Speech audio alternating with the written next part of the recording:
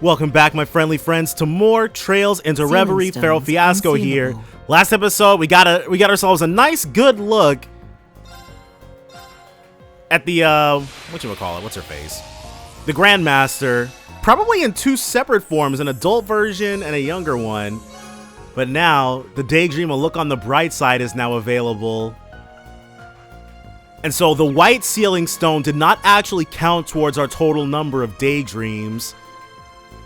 And the Reverie corridor itself, I assume there's only one more. We only got one blue sealing stone out of this area, as you can see. But I assume that there should be one more. Or the next stratum was probably going to be the last and also confer a singular sealing stone. But everybody is saying new stuff, so we'll be doing ourselves a little bit of a walkabout, but that's missions. After. Because I actually did a bunch of cooking in between this episode and the last one. So we got that. Prominent Soul. Yes, sir. And then learn 31 recipes. I ran out of stuff before I could do very much more, but we'll report the RP. Confirming rank points accumulated.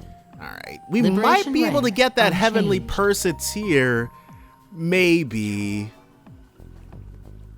Probably not, though.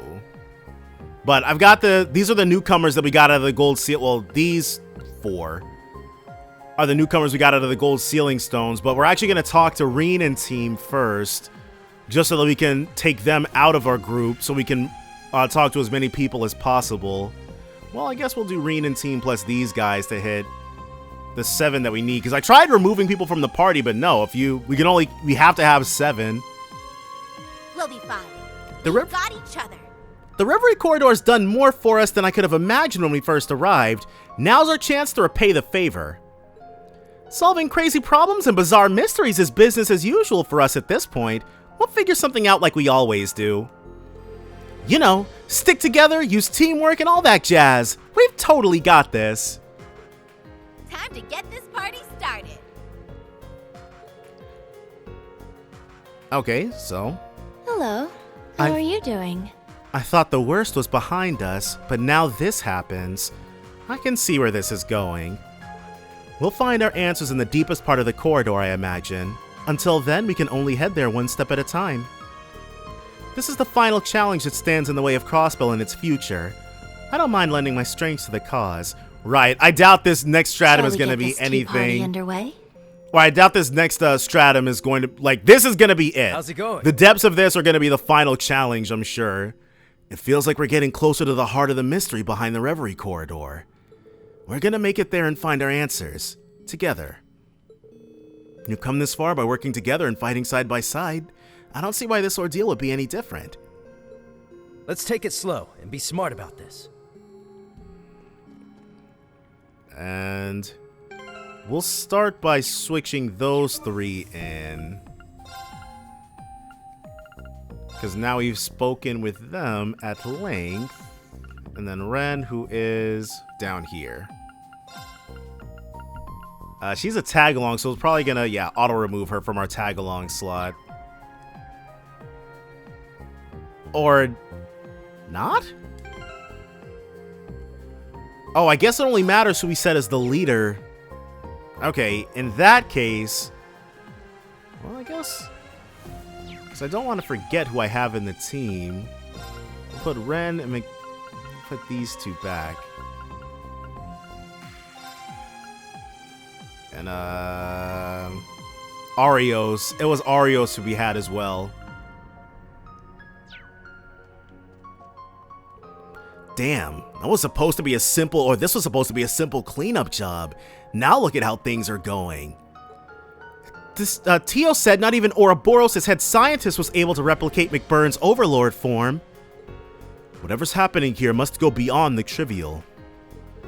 Yes, and there's that girl to consider as well. I think there's still room for debate as to whether or not they're the mastermind. We'll just have to pull our skills together to solve this one. I'm counting on you, new Class 7. Yes, sir! Hear me out. Knowing how supernatural this whole joint is, frankly, I'm surprised we didn't bump into anything like that silhouette sooner. Between that and the trial is only getting harder and harder, it's clear we've got to step up our game even more or we're screwed. Ain't no stopping us now, but at the same time, be careful. I've got your back, so no need to rush shit, got it? What do you want? Okay, so I guess we don't need to double tap as religiously this time. That white silhouette is clearly some sort of irregularity that's not supposed to be in the Reverie corridor. For now, we should keep exploring. Hopefully we'll find something that will shed more light on whatever is going on.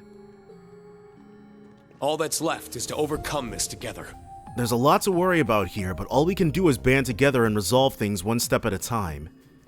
Stay sharp and keep moving. We can handle this. I know we can. For the Vander name. I'm grateful for the chance to test my skills, especially if what awaits is beyond anything I've challenged before. I know I'll overcome whatever I may face as long as I have my friends and allies at my side. What next? Now we know that this place, now we know that this space was created to give us somewhere to build up strength to combat Elysium. I can't help but think the anomalies we've been seeing are related to that in some manner. I can't say for certain, unfortunately. We'll just have to keep it in mind as we slowly make our way through the corridor. What next? Whoops. They're standing so close together. We can't stop here. I'm gonna get my second wind and dive right back in there. We've got Class 7 and the SSS working together in here. We'll solve this case in no time. We gotta get what's ours. So all the way over here. How are you doing? It would take something far beyond human comprehension to meddle with the corridor. I have a duty to face the remaining mysteries of this place. My position dictates it. It's about time we wrap this up once and for all. I'm looking forward to going home to Crossbow with smiles on our faces. Hello there. The enemies we're coming across in the corridor are stronger than anything we've faced before. Nothing else compares. Not that I'm complaining. We wouldn't have been strong enough to resolve the crisis in Crossbow if it wasn't for this place. It's a little strange. Knowing that, I feel like I owe it to this place to finish the whole trial. Nothing's going to stop me until we do. With all of us here, I'm sure we could. The deeper we delve into the corridor, the stronger this otherworldly sense I feel is becoming. I suspect there's a challenge greater than any we've ever faced waiting for us at the end. I couldn't say what it is, but I intend to confront it with everything I have. Let's be ready for anything. What was that? Kia? Did something feel strange to you?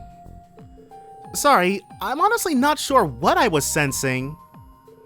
There's something nagging at me, but maybe I'm just imagining things. I wouldn't be so sure. If you sense something off, that's reason enough to be concerned. I'm with you, but we can't let that stop us from making our way deeper into this place. Let's wrap this up quickly. The sooner we move on, the sooner we know what Keto was feeling. Randy's right, guys. You have bigger things to worry about right now. Let's keep going. You got it. Just let us know if we're pushing you too hard. Wanna chat? Something about all this doesn't sit right with me, but there's nothing I can do about that right now. Well, good luck out there anyway, guys. I'll be cheering for you, and you can always use my order if you need me. Greetings, child of man. I, too, have been thinking about the sudden appearance of that mysterious white figure. Its presence is so similar, but it would be impossible. Is it a Septarian, maybe? Hey, making the rounds? I wasn't expecting the inner depths of this place to be a walk in the park or anything, but it sure is putting us through our paces. It's probably only going to get harder from here on out if someone or something really is interfering with the corridor. Let's make sure we expect the unexpected as we go deeper, yeah? Thanks for thinking of me. Seeing the trials be overwritten like that, it's as though something is tampering with the very fabric of this realm. Whatever is happening here is bigger than we originally imagined. We'll have to be careful as we head further into the corridor. We just need to talk this through. The Reverie corridor has always been a dangerous place, and now there's this white shadow to deal with. Still, if there are new mysteries to be solved, then I feel like it's my duty as a detective to piece them together. I'm sure we can get to the bottom of things if we put our heads together. We just need to talk this through. Okay, just had to make sure, but yeah. I know we can do this. Could she be the cause of whatever's happening here? I hope we can communicate with her somehow. Either way, we have to keep going deeper. The corridor saved us. We owe it for making us strong enough to face what's on the outside. And that's everybody down here. So let's go ahead and head on up to the unsealing pedestal. And then get to chatting with everybody who's on this level. But maybe, okay, so maybe that girl is like the manifestation of the true Reverie corridor. Because the true Reverie corridor and the Grandmaster are both voiced by Valerie Aram, so there might be some sort of connection there. Need me for something? And this next fight will be it. The climax of the story that brought us together. Yeah, Gaius has read this script apparently. So let's win and become the winds of change that turn the world toward a new and brighter dawn. I'll support you with everything I have. You have my word as a Class 7 alumnus and member of the Gralsritter. You got a sec? The noise we keep encountering in the Reverie corridor seems to get more intense the further in we go. It's like it's warping the space of the corridor itself and trying to consume us along with it. We can't let that happen. We won't. Remember, there's no point in rushing these kinds of things. Let's go at our own pace like we always have. This is our rhythm. I hope all is well. It's a shame Reen and I weren't able to fight side by side within the tower. It's my only real regret about that. With things only getting more serious, I sincerely hope this is a chance for me to be of some sort of help to everyone. I'm proud to be his sister, and I want to do whatever I can to live up to the lofty standard he set. Yeah, she'll be a Good fine day to swordswoman. The anomalies taking place in the corridor are of great concern to me. I pray that it doesn't lead to yet more turmoil just as Erebonia's troubles have finally been put to rest. Well, whatever the case, you have my full backing. There's nothing we can't overcome as long as we work as one. And there's nobody standing back here this time. Hi, hi, hi. Man, is it just me or did someone suddenly crank up the serious meter in here? You can cut the tension with a knife. Chillax, we've totally got this covered. We rocked that tower, didn't we? This is gonna be a total cakewalk for us. We're an unstoppable butt-kicking team. Not sure what to make of any of this. It feels as though there's still one last secret for us to uncover at the heart of the Reverie corridor. They say it's at times of trial when what you've learned is put to the test. In that case, let's show the corridor just how much we've grown since the first time we set foot here. What do you need? We seem to be making progress, but the farther in we go, the more my suspicions arise. However, it's too late to turn back. I'm eager to discover what could be waiting for us in the depths. Just as ever, I'll fight to fulfill my duty as a noble and alumnus of Class 7. All these guys who graduated in a year. Indeed. Nobody can predict what lies ahead. All I can say is we need to be careful moving forward. Now's no time to act carelessly. At the same time, I realize that everyone here has overcome more than their fair share of major crises. Let's ensure this time ends no differently, as one final tribute to Chancellor Osborne. I guess he would definitely not have wanted whatever's going on in the Reverie corridor to wreak havoc. You could cut the tension with a knife right now, huh? My gut's talking to me real loud about now, too. If only I could figure out just what it's trying to say. Well, nothing more we can do but keep going as far as we can, as long as we're careful about it. And so that is everyone over here. And these trial doors, I actually picked up 2 new trial keys, which I don't think I mentioned. Presented. So Joshua, Duvali, Wazi, Yustis, Elise, all definitely over level 150. Fee and Toval, okay. Laura, Agate, Crimson, Roselia. That is a very random smattering of characters, but okay. I'll probably, like, in between, like, I'm probably actually gonna, like, after we talk to everybody, I'm probably gonna run this section of the corridor a few more times before going in, because I want to get these trial doors taken care of. Come for a talk. The inner depths of the corridor are truly more ferocious than what we saw on the first few floors, perhaps due to the anomalies. Only Adios knows what lies up ahead. All we can say for certain is that we can't afford to ignore it. To that end, I shall gladly lend you my sword. Don't hesitate to call upon me should you require my strength. Are you troubled with something? I sense an enigmatic aura emanating from within the deepest reaches of the corridor. The road ahead shall only become more perilous the further we travel along it, but we need not be afraid. When one knows that which they must do, what role they must play, they gain strength that surpasses even the most formidable fears. I know you all possess that strength. I shall venture with you to the innermost depths of this realm, come what may. And let's actually, I completely forgot. That's why I didn't want to change my team up too much, because I took Aurelia out and then forgot that... Wait, I did not. She's right there. Okay, cool. Wait, we can just make her... We can switch Arios back in. Though, I should definitely run the, I should definitely run things... Okay. I should definitely run things with the group. I'll do all that. I'll do all that in a second. Yes, all good. I can keenly feel a powerful force waiting in the deepest depths of the corridor, the likes of which we've never seen before. This is no mere trial that we face now, but one that must be overcome if I'm to reach yet loftier heights as a swordsman. Knowing that, please call on me whenever you need my strength. I shall be the blade that forges a new path forward for us all. Got stuff going on? The depths of this place are pretty tough. I'd say they're giving us a run for our Mira even more than the tower did. We'll probably be fine if we keep using our teamwork to our advantage, though.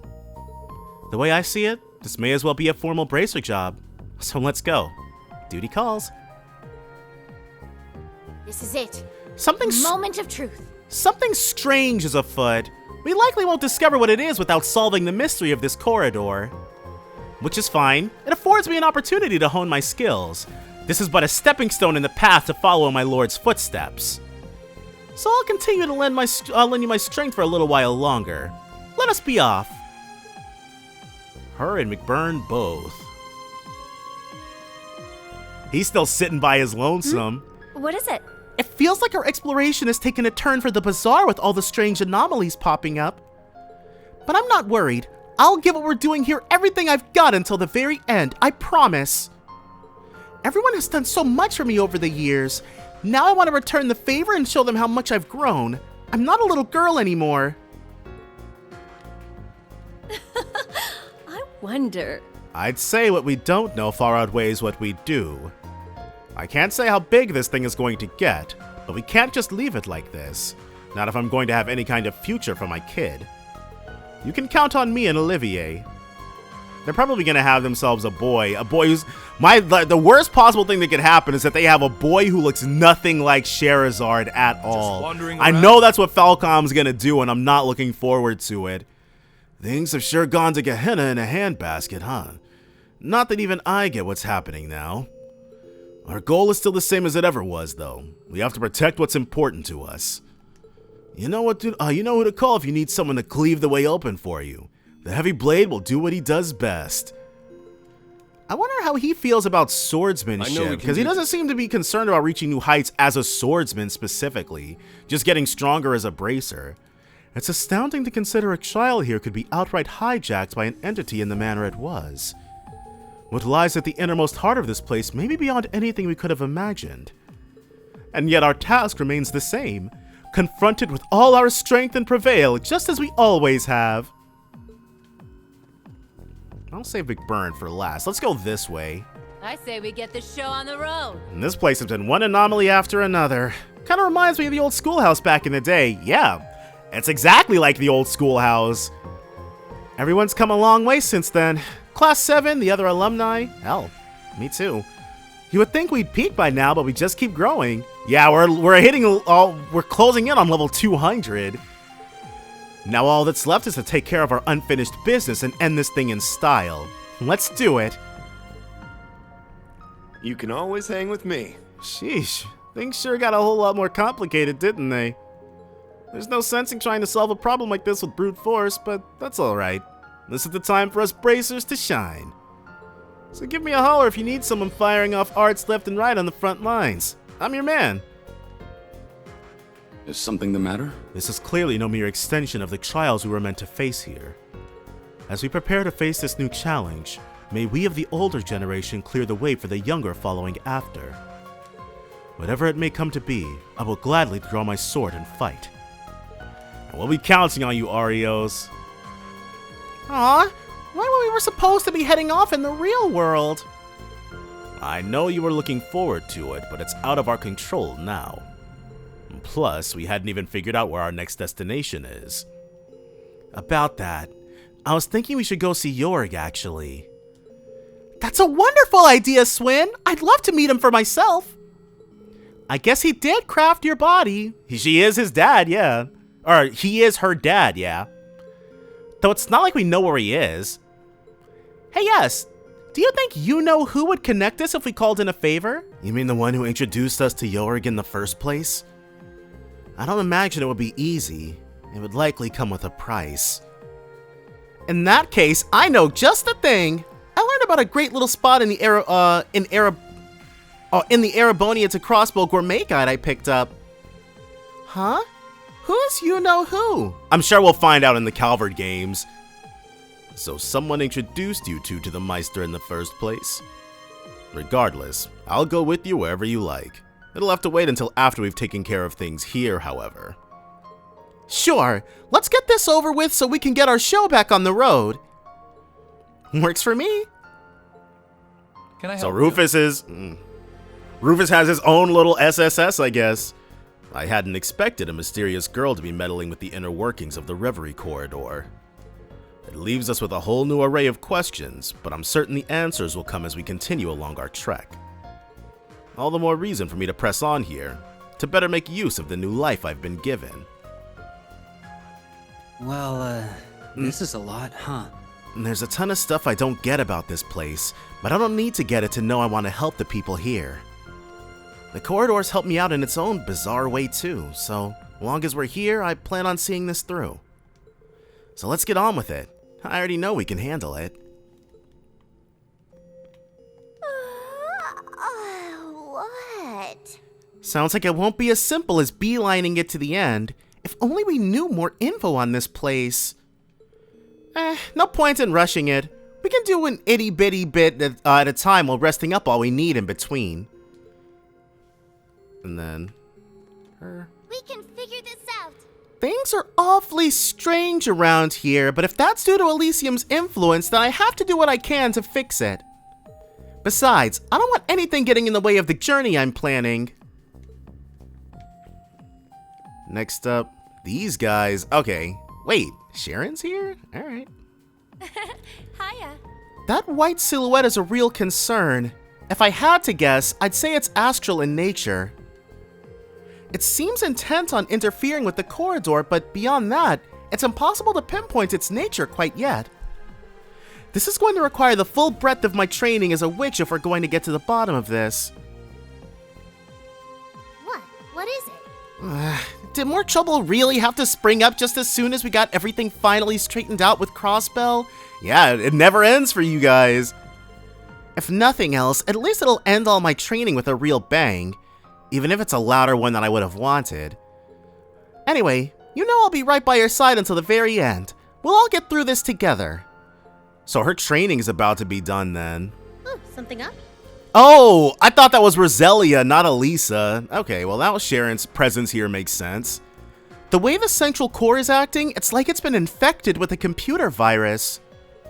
Unless we figure out the root cause and purge it, I doubt things will improve.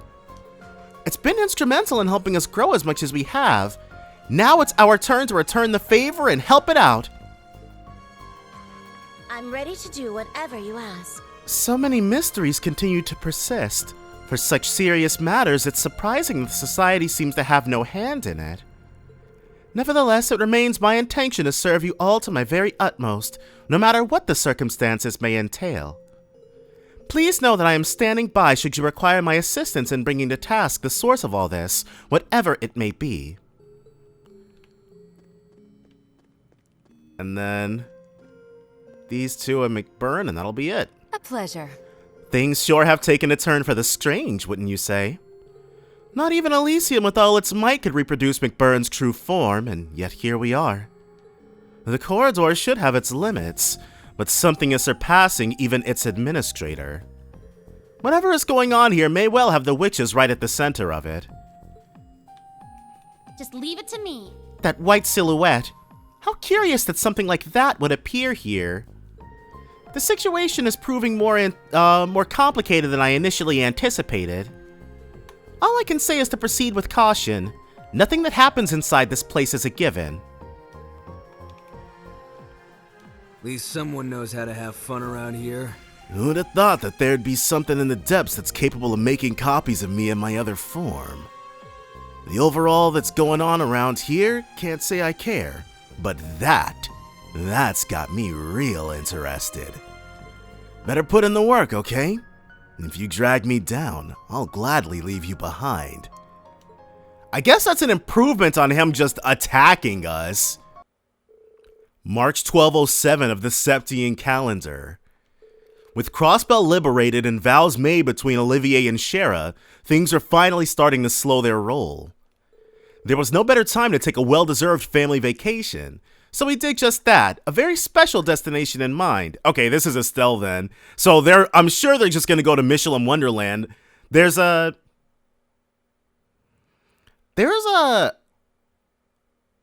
hot springs. That's the biggest vacation destination in Liberal that immediately comes to mind.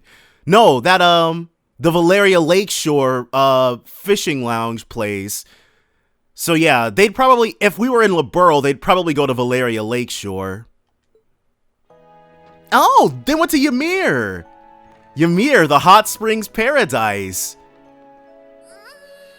Just get that crisp, cool Ymir air in your lungs. And now that we're all checked in, it's time to go do some tourism. All right. I feel like you've been drooling over the site since we took the cable car in. Oh, Estelle. When are you going to start acting your age? Apparently, Estella's like 20 years old. This is completely fine. Even Reen's parents were regarding you like an excitable child when saying hello. But that's Estelle's charm. And okay, might be a controversial take, but I think Reen and Lloyd are actually way too similar. And it feels like when they did it with Lloyd, that was cool. But then when they did Lloyd again, but with Reen, because they're extremely similar people. I feel like you should be able to, if you play these games, you should at least be able to acknowledge how copy-paste they are. Which makes it so weird that Estelle is so different, not just from those two, but from like your typical JRPG protagonist. She's well, at least the ones I play. No, for a JRPG, her being female and the actual main character is for the entirety of the game as well. Estelle stands out quite a bit, and when compared to her fellow protagonists and when compared to JRPGs at large. She's excellent. She's definitely my favorite of the two. Oh. Sorry, I've just wanted to come here ever since you told us about it. Well, favorite of the three, but like I said, Reen and Lloyd are basically copy-paste. And we couldn't skimp on our first family vacation with you as a bright. With how hard it is for Dad to find time these days, Adios knows when we'll get another. We gotta enjoy this to the max. I highly doubt all 4 brights in the same place is gonna stay very relaxed for long. How I wish that weren't the case. I hate how little time we get to spend together nowadays. I love the fact that Cassius loves his entire family.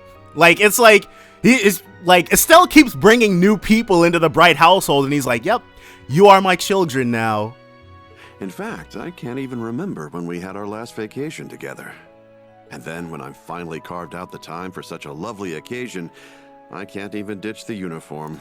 I hadn't even thought about the fact that it is very weird he's wearing his full military getup here.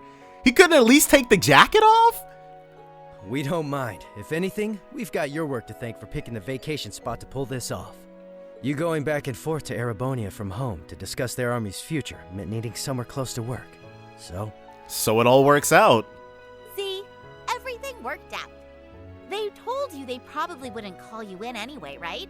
So don't stress and take it easy. that's what they said, but Brights usually end up being called in to deal with the crazy stuff. That's in the plan. I really hope you have a great time with us, Ren. Now, if you want to buy any presents for your classmates or anything, just say the word. I wonder, Ren probably isn't going to get any named classmates, but I would like to see her peers at Genus Royal Academy. Oh, really? Well, if you're sure. Because she's really there just for the social aspects. She's smarter than all the students.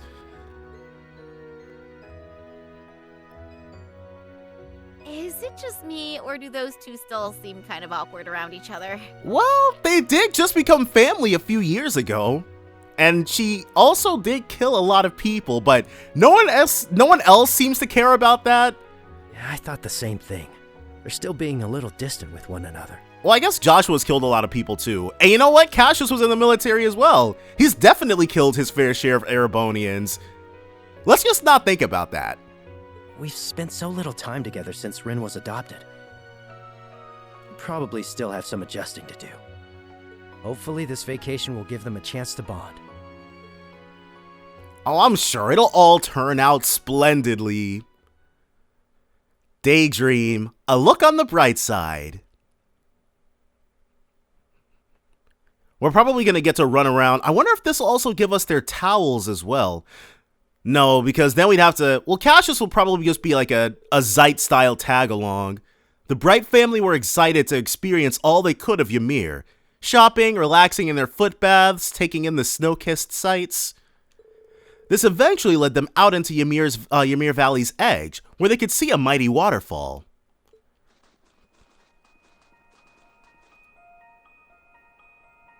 This is where we fought that magic knight, when you only had Reen, Toval, and Elise in the party.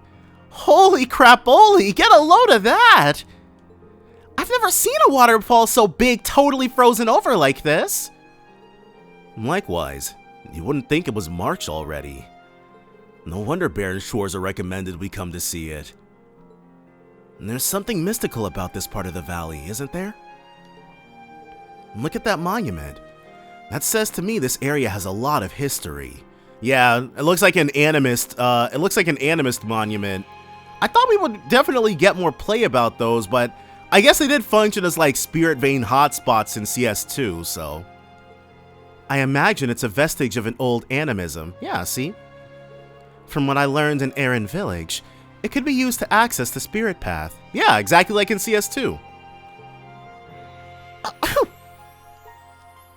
Right, Ren is definitely, she's like, she couldn't have worn something a bit more appropriate for the environment. Cassius could at least give her his jacket. You okay there, Ren? You weren't the most dressed for the weather. Here, I'll lend you my jacket for a few. I'll be fine, thank you. The long walk up here kept me from getting too cold. I just need to move around a bit more. I'm sure I'll warm up in no time.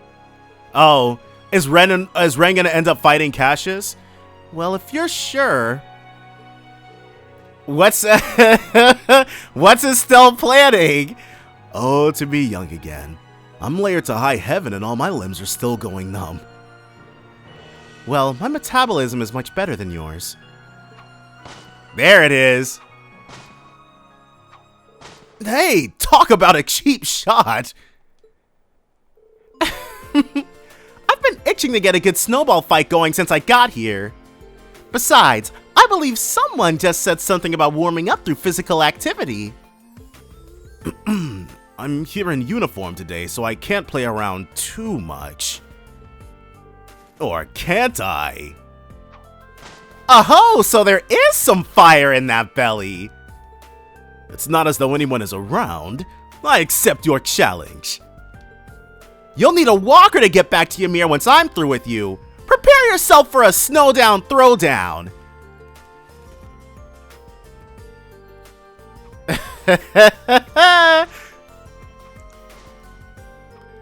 You sure they aren't both children? Neither of them takes well to losing, that's for sure. But it's nice to see Dad showing love in his signature awkward way. I suppose you're right. I do like that aspect of him, and they're so alike in that regard. Easy! Less talking, more pelting! I'd really rather not. I don't want my clothes getting dirty. Boo, don't be such a spoil sport! You're welcome to all come at me if you think you can win. Estelle doesn't stand a chance on her own.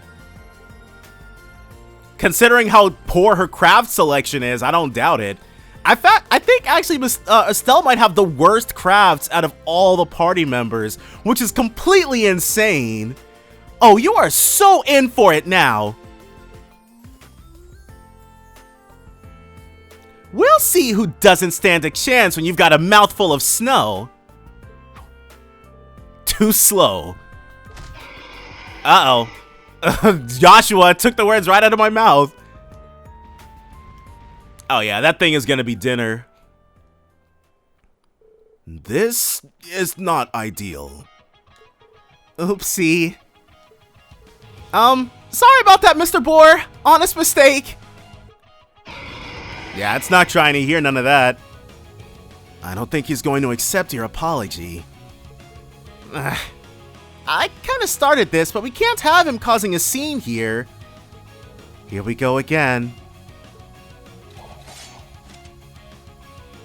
See if you can subdue him, but don't hurt him more than necessary. I guess Cassius could participate, but then they'd have to create Craft Swarm and an S-Craft. But this is definitely something, honestly, this is something anyone here could handle one-on-one. I know.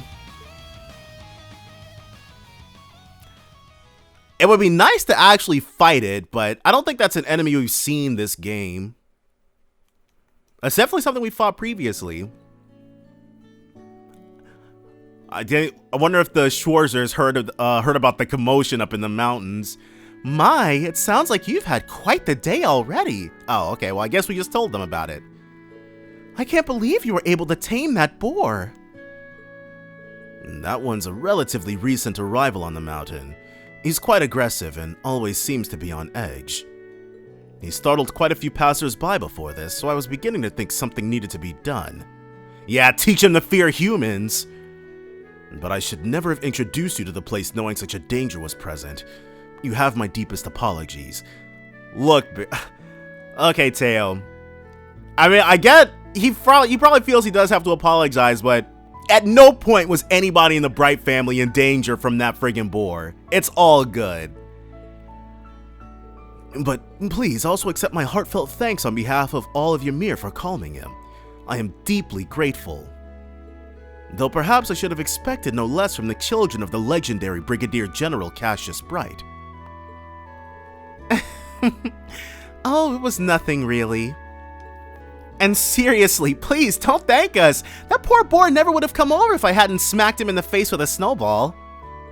All we did was calm him down and see to his wounds.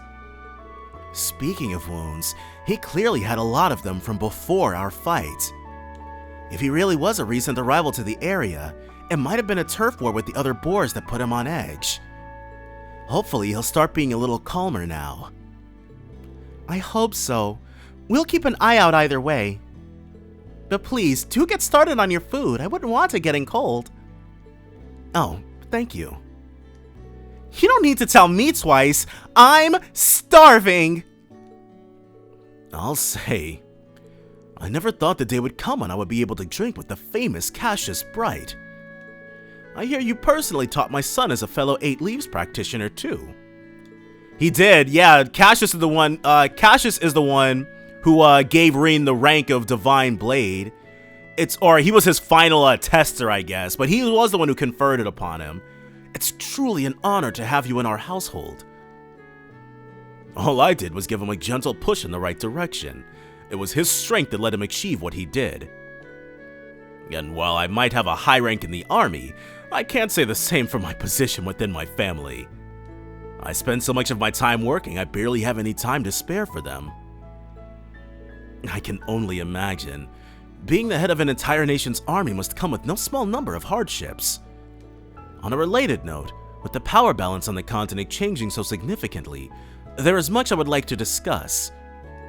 But you came here on a family vacation, so what say we leave such serious talk for another time? I think that would be for the best. On another matter then, I hear that you are an avid angler as well as a hunter. Are there any particular fishing spots you would recommend in Ymir? Ah, fellow fisherman, are you? I quite enjoy going upstream in the valley and opening a hole in the ice myself. Now there's an interesting idea. Okay, well they're getting along really well. Those two certainly hit it off quick. Relent might not have as much natural beauty as Ymir, but it still has its fair share. Perhaps that fact's helping them bond. I think, well, okay, he's not lying. There's not really, Relent specifically, they've got like a giant forested area, but then there's Mistwald as well. And then there's the rocky path that leads up to Asmela's tower. So yeah, Ymir does have Relent beat by a clear enough margin. Oh, I forgot to say that. You know, it's so weird thinking of how my perception of Erebonia has changed over the years. Yeah, oh my Adios, when you're first playing Trails in the Sky, it's like Erebonia is a land of baby eaters, they kill people regularly over there, they're all warmongers, they only have hate in their hearts, they're barbarians, and then you get over there and it's like, we're the bestest people in the whole world and everything evil we ever did was because of brainwashing. And it's like... So of course, and the same thing is going to be with Calvard. That's why Calvard was so aggro during the, I said this during the thing as well, but that's why Calvard was so aggro during the Crisis in Crossbell. It was because there was nobody in Erebonia left to be a Warhawk. We'd already met and humanized all of them, or gotten rid of all of the bad actors. So the only people left to be shadowy, faceless, evil people are Calvardians. And then once that's taken care of, I'm sure whatever's the east of Calvardian will be, well, no. We might, I'm not sure who they're gonna use as the new boogeymen once we're done with Calvard. Back in Liberl, it used to feel like this scary place really far away. But now it feels so close and dear to my heart. Yeah, I never thought we'd come to live in times like these either. We lost a lot along the way. Did anyone? Louve died, I guess. It might be just him. I would say, yeah, I think it's just Louve. He's the only named character who was like dead by the end of the first 3 games. So I'm not sure what Ren is actually talking about. Well, I guess because Louve was like an older brother figure to her as well. So maybe, but... And Guy, we never knew Guy at all, so his death didn't hit at all, so... But I'm glad we can finally live together in peace like this. And then the only person who's died, like Blood and Iron and the Lance Maiden, those are the only 2 named character deaths from this particular stretch of the saga. So that's 4 dead characters over the course of 10 games, 9 games. Only one of which we ever actually met when they were alive. Together we enjoyed a delicious meal as we told stories about Reen in Class 7. And before we knew it, it had gotten late, so we returned to the Phoenix Wings and went for a soak in the hot springs. I think one thing I'm not going to miss is the fact that nobody can stop talking about Class 7. Like, imagine the Calvary game starts and the very first thing out of their mouths is like, we have to match Class 7. We got to do something about Class 7 over in Erebonia. Oh my... I want, maybe, at least for the first game, I'm looking forward to a clean break. I can feel the stiffness in my back and shoulders from all that work melting away. You've really been busy lately, huh? Although I'm not surprised. Having to handle rebuilding after the war and matters related to Crossbell at the same time can't be easy. I'm playing a part in the discussions about Crossbell's independence with Princess Claudia, too. Speaking of whom, it's incredible just how dependable she's become. I'm actually surprised she never made a return as anything more than a palm opponent. During the international conference a while back, the new president of Calvard was constantly trying to assert his dominance. Yeah, now that we've gotten more of an inkling of how that dude operates, that makes a lot of sense. But she was just as capable as Prince Oliver and Princess Alphen in keeping him in check. I'm glad they're all giving everything their best. President Gramhart seems like he'll be a formidable adversary then. Without a doubt, he's at least as cunning as President Rocksmith, if not more so. Thinking of this continent's future makes me more than a little uneasy, I'll tell you that. It's not just Calvard either. There's still worrying signs here in Erebonia. Hopefully he's just talking about the remnants of the true Reverie corridor, because I cannot possibly fathom what else could be going on in Erebonia. We must have dug into literally every single nook and cranny, rooting out any type of evil there is here. To say nothing of the fact we haven't heard from Ouroboros in a while. With the Phantasmal Blaze plan over, they're probably getting ready for their next move. They've had some personnel shakeups too, so we probably shouldn't have to concern ourselves with them in the short term, but I'm sure they'll be back. Yeah, I wouldn't expect them to stay silent for long, unfortunately. Oh, I wish I had a bit more time to relax. Even if I do have a lot to worry about, it hurts that the only time I can make for my family is between jobs like this. I haven't had much time to talk to Ren either, and always feel kept at arm's length when I do. I haven't been able to give you all the attention you deserve.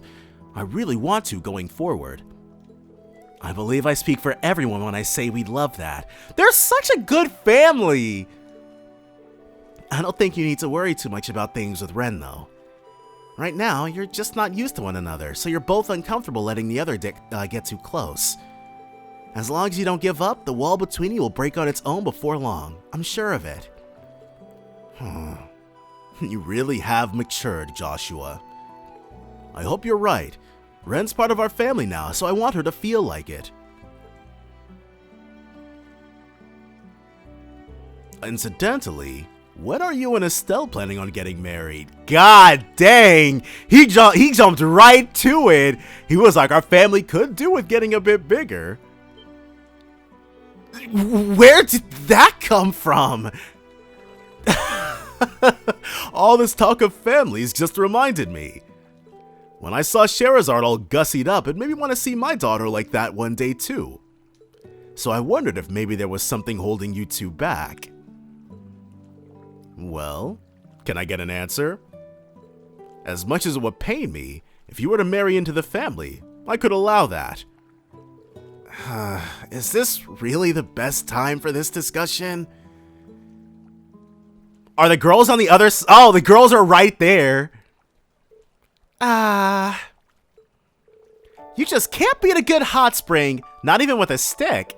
It's like my whole body's on an express flight to Relaxville. The scenery's so pretty too. I have got to bring Tita here one day. I see what you mean. The springs in Elmo and Aaron were lovely too. But the way this spring incorporates elements of both Erebonian and Eastern culture is really something special. I'm so jealous you got to try the ones at Aaron. I never got to go in the end. The idea of a little bath in a hidden village is so dreamy. I'll have to get someone to take me one day. How about we go to Aaron for our next family vacation then? They could use the tourism to inject a little bit of Ymir into their economy. That would be even harder to organize than this one was, but wouldn't it be nice if we could? What's up? Oh, it's nothing. It's just that the fact that I'm on a family vacation at all hasn't fully sunk in yet. I think I finally understand why the Hayworths don't get bored of going to Michelin all the time. So that's what it was. Well, don't you worry, because the fun times we'll be having together are only just getting revved up. We've got that meal with Harold's family to look forward to too, haven't we? Right. I wonder if she still would have said that if we hadn't talked to them. Probably. That's true. I'm going to have to tell them about you hitting that boar with a snowball. Please don't bring that up and embarrass me. I feel like people are finally starting to think of me as an adult, and that'll ruin it. It's so in character for you, though. By the way, you and Joshua are going to Crossbell soon, right? Does that have anything to do with the consulates Erebonia and Calvert plan to open there? Yeah, we were asked to escort the secretaries who will be working at them safely into Crossbell, so Kilika then, and I'm not sure who they'd send for Erebonia's. Probably Mueller. It was a direct request from Ambassadors Cochrane and Craynot too, so we've got to do a good job of it. Oh, I see. Right. Cochrane was the Eastern lady with blue hair and glasses, and Craynot was like the backside of a boar. It seems like I'll be best acting on my own after all then. So this is how she ended up scoping out Crossbell and coming into contact with Rufus and his team. That message Grandpa Yoark managed to get to me has me rather concerned. You know, Ren, there's something I've been meaning to say to you. Oh? What would that be? I've known you for a long time now, so I know how special you are, and how much of a genius you are too. I doubt there's anything in this world you couldn't accomplish if you put your mind to it. I swear you've shot up a few regs too. You noticed, huh? I hope you're ready for me to become far prettier than you'll ever be. It pains me to let that go, but prettiness isn't the issue here. What I'm trying to say is, I know I don't need to worry about you too much because you can take care of yourself. But please don't feel like you need to handle all your problems on your own, okay? You're our little sister, and Joshua and I care a lot about you. Don't worry, I'm well aware. If I really need help, I'll let you know. I'm sure you wouldn't hesitate to come to my aid wherever you were. Naturally! I'm sure Dad feels the same way too. About that. What's going on here, gals? Can dear old Dad join in? Look who just showed up uninvited. Only a real bore would interrupt two ladies having a private conversation. You might want to rethink your behavior before all the women of the world start hating you. Oh, my daughter's words are like daggers to my heart. Oh! Is that gunfire? It sounds like it's a little ways from the village. But it's still cause for concern. We should go and investigate. Dang, dude. All we were doing was trying to relax. They can't let us live. I didn't expect all of you to show up. It's not like we could just ignore the sound of gunfire. Do you know what's going on? Not yet, but there seems to be a battle going on in the valley. Occasionally, we can hear the sound of a boar's cry amidst the gunfire too. Maybe Jaeger dropouts? There's no sign the village is in any danger so far. But this isn't something we can ignore. Could we ask you to stay in Ymir for now until we know it's safe? Your consideration is appreciated, but we're no ordinary tourists. We'll take care of the investigation. Could you make sure everyone in the village is ready to evacuate in the meantime? But... They are not new to this. You know, you're probably right. This is a task best left to bracers. But as long as you are here, you are our guests, so please take care. Will do. This time I won't stand idly by. We need to repay our hosts for their generosity, after all. Naturally, that goes for me, too. We're counting on you both. Man. Whoever is doing this picked such an awful time to stir up trouble near Ymir. But alright. Oh my gosh! Get out of the way, you big dumb boar! This guy. Gilbert, what are you doing? Give me a break. You must know you can't hurt me by now. Just get lost. That's enough.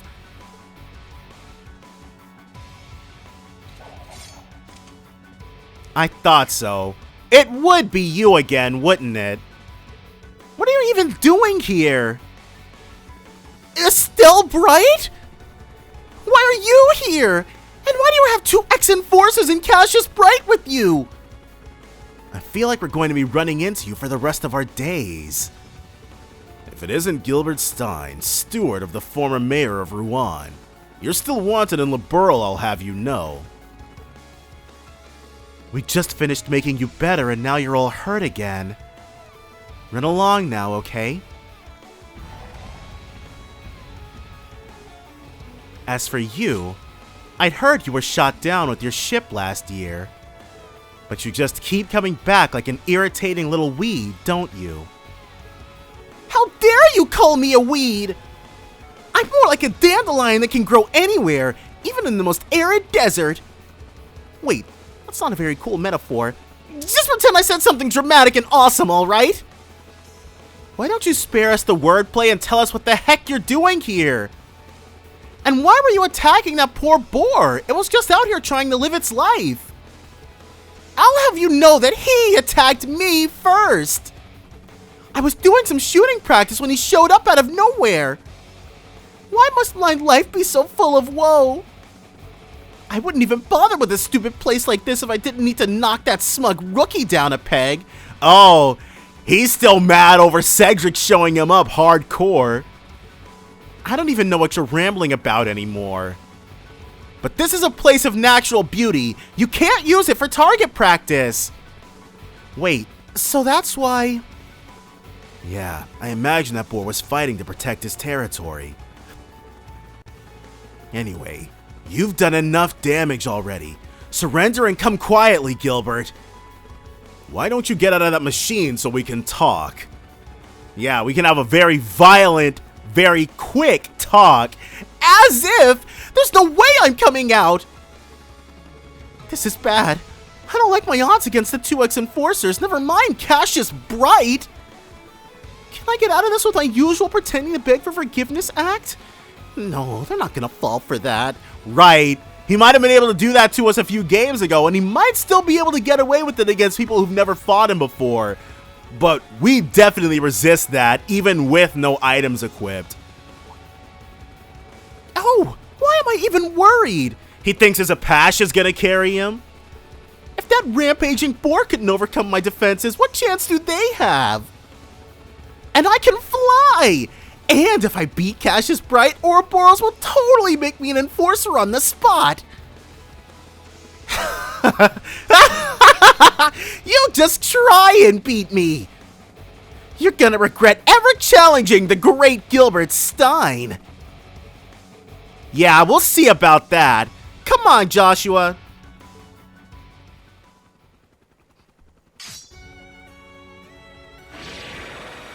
Are we gonna actually have to... Yeah. Hit him with the true wheel of time. And that looks like a Black Fang. See? You can't even scratch me. The heck? Since when was this thing so tough? That barrier is extremely powerful. All that time spent kissing Professor Novartis' ass paid off when he added this feature to my Geopash. Now it's invincible! No one can get through this barrier. Not ex-enforcers, not Cassius Bright. I'm going to enjoy slowly filling you powerless fools full of lead. Okay, I'm calling shenanigans.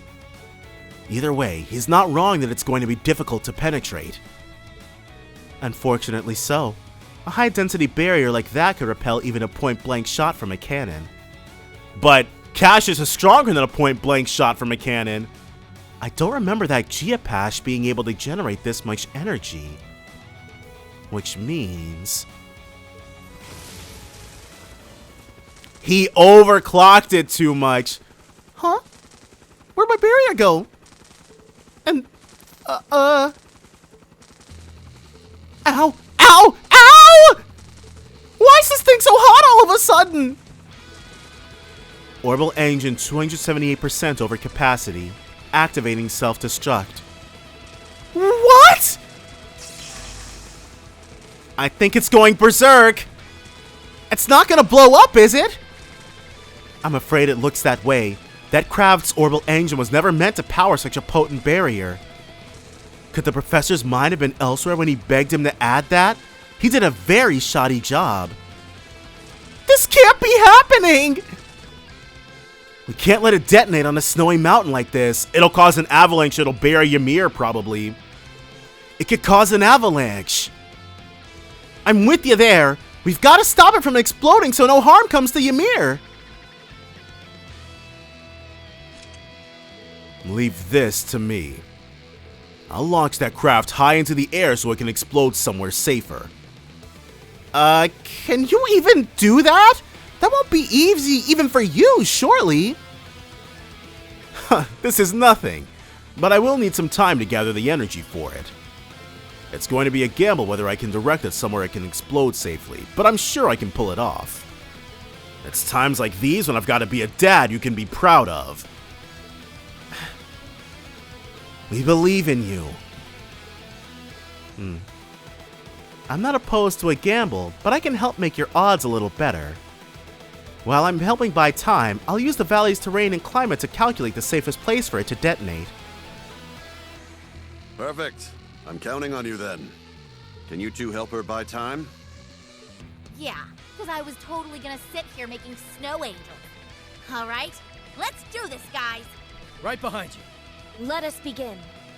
So now we're actually going to fight. Watch out. That one looks tough. He's got Chrono Burst. He's only got Phantom Raid? My turn now. She has Calamity Throw. She's got Analyze. Nice. Shaft Grenade. My turn now. Alright. So Shaft Grenade canceled it out. That's fine though. We'll just do it again. My turn now. And these guys... Calamity Sphere, delay minus 50%. Swiftly! Shadow! So yeah, we definitely want to go ahead and keep things live like this. I'm not sure, we don't have very many support arts. Geopash, level 90. A manned mobile weapon of the societies that went into a special attack mode after being damaged. It is piloted by its usual idiot. It's weak to fire, wind, and time. Now then. We're probably... Grants insight status. Honestly, let's just keep mashing it like this. My turn now. Hurricane and Barrage. I don't have anything that really pumps us. We have Chrono Burst, which he can do exactly once. Alright, let's Chrono Burst. We're just doing this for the BP. Ready to go. And we can issue Calamity Sphere for free. I've got this. He's weak to Soul Blur. Let's see about... My turn now. This has C+ power. Activating drive. She'll stay on him, though. Yeah. 4,000. Alright, yeah, that's averaging about as much damage as we've been doing, so... 10,000, but that critted, though. I see you. Ready to go. Someone has Shining. Very well. It's her. All right. Arcus activate. So even though we're taking a whole bunch of turns... Wait, Estelle's muted? Well, it doesn't really matter. Swiftly! Shadow! We could go over some unbalances, I'm not gonna lie. Not getting a whole lot of those in. Critical mode. I've got Whatever he's about to do, we don't have to really worry about it. Now that Yeah, he's already almost done. They're down. Let's do this, Joshua. right. G maximum. I highly doubt this is gonna hurt us all that much. He is going crazy in the Geopash. I can't even lie about that.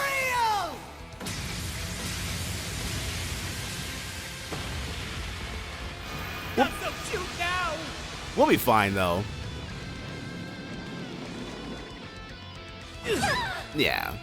Don't give in. Thanks. I'm wondering if... I've got this. Restores 10% HP, so let's reissue this. Shadow! I've got this. Cool. An opening. And then we got one more. We'll be able to get the break on him. what to do? Well, that went well. Swiftly. Shadow! I'm only doing that for the passive healing. My turn now. Though I don't think that... Okay, it was definitely overkill, but... Moving out. Yeah, see? We got this in the bag. That G maximum killed his turn orders. Moving out. Well, Gilbert goes down yet again. We won.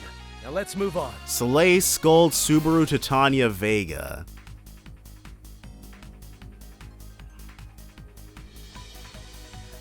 So, are we gonna apprehend him? This happens after Cedric's thing, and I can't remember if he shows up. I say, you useless lump of metal. I can't recall if he shows up in the main story.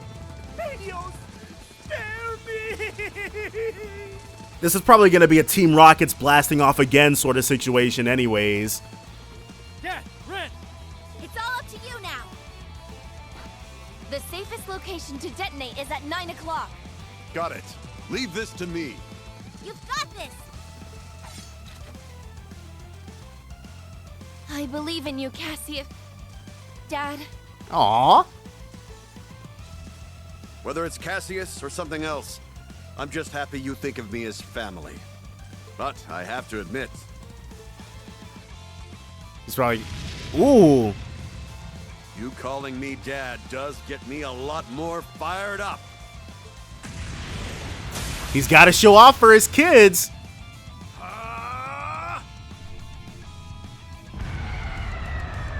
This isn't cool.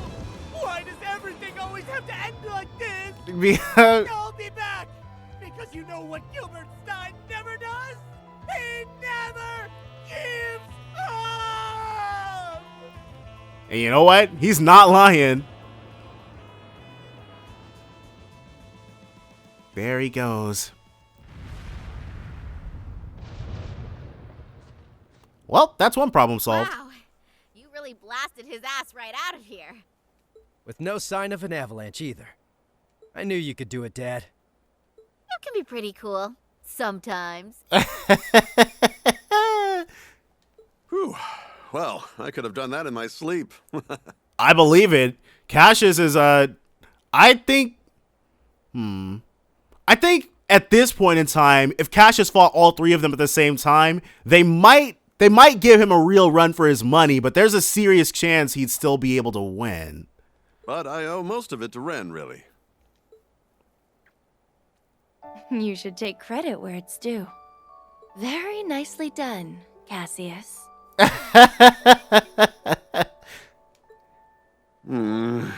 Almost. One day, though. One day. It's okay if you keep calling me Dad, you know? Nope. Cassius feels more right to me. I think the wall between them finally came down. Yeah, that's another problem solved. Aw. With that, peace was once again restored to Ymir. We made our way to Gilbert's crash site just to be sure, but we couldn't find him or his archaism. Wait, the archaism was still there too? If only I could believe for even a second that was the last we'd see of him. After that, we found the injured boar and nursed him back to health before returning to town. Baron Schwarzer offered us a more formal reward for the help, but we were just doing what was right, so we turned him down.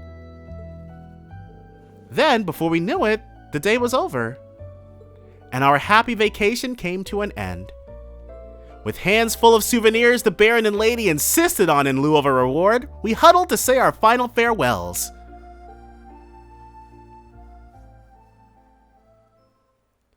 That's always nice.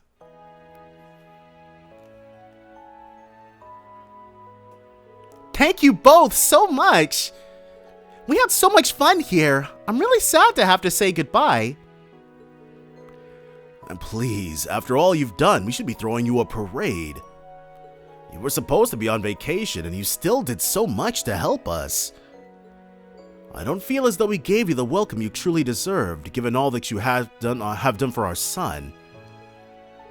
Not at all. You were extremely gracious hosts. And from my family to yours, we're incredibly grateful you allowed us to take such a wonderful vacation. Yeah, if anything, we like a little excitement in our lives. I can say for certain that we were never bored. And it was our pleasure to get to help Reen's hometown. We've made some great memories here, too. I'm delighted you all feel that way. You're all welcome to return anytime you please. We'll have springs and food waiting for you. You mean it? We'll have to bring all our friends next time. She's talking about like 60 people. Thank you again for everything. Please give our regards to our Ashen friend and his sister, too.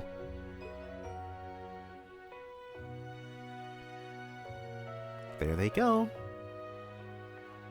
What a lovely family they are. I couldn't agree more. They seem to brighten their surroundings just by being there. I'd heard nothing but good things about them, of course, but the rumors were easily surpassed. I quite agree. I hope we can meet them again one day. And so, the Brights become an even closer knit family unit. That was fun. Daydream, A Look on the Bright Side, end. Tenkei Mira, True Tamamo Gem. And we did get their towels. Nice. It's time now for us to see the final section. Let's commence our expedition. Okay, so it's a golden version of the last one, but the 6th stratum begins. Alright, so we got our first new enemies of this place. Go ahead and see what these guys are all about. Demon Float, level 160. An ancient life force eating monster born from cells of a larger being. It reassimilates toward the end of its lifespan. It's weak to fire, wind, and mirage. I'd rather do anything else. We can... Well, he can't actually do anything here. And his basic attack does hit multiple enemies. Zero Will Cannon. We'll just do Albion Wolf. Say F the BS. Hit everybody. Wow! It's my turn. Dang, that hurt. But also, I don't think I've... Focus, activate. I think her stuff is still completely unupdated. Now. Too late. Misery. Let's begin. All right. Let's go ahead and have him try to get some statuses on everybody. Yeah, Arios is definitely in there. All right, well, that worked out very nicely for us. I should probably... His orbment is pretty solid, I would say. More coming. And these things, we fought these in the in the Moon Tower. I remember. Oh, we also fought these in the third. So we've seen these enemies a few times. Yeah, Death Slugger. There's no hiding from me. Go ahead and pick this one in particular. Got it. Death Slugger, level 161. A tank that releases an endless barrage of shells. It has crushed countless bodies beneath its treads. It's weak to earth, water, fire, wind, time, space, and mirage. Come. We will Avalon Hearts to make sure that this hurts as much as possible. Yeah.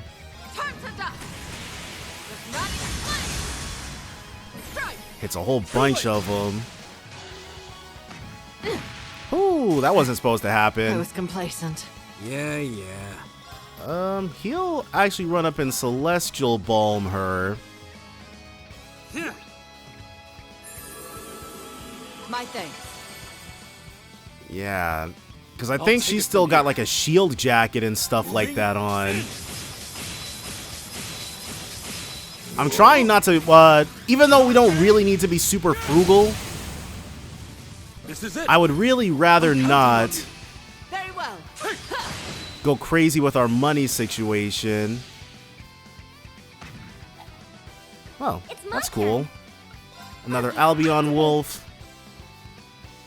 Guess it's me. Flames of Judgment. So that's a nice unbalance right there. McBurn and Princess Alphen fighting side by side. All right then. Uh-oh, well.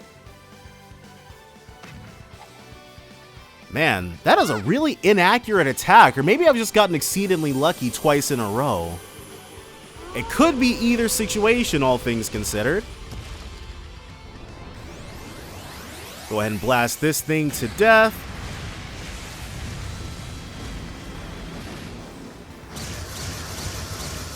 Nice.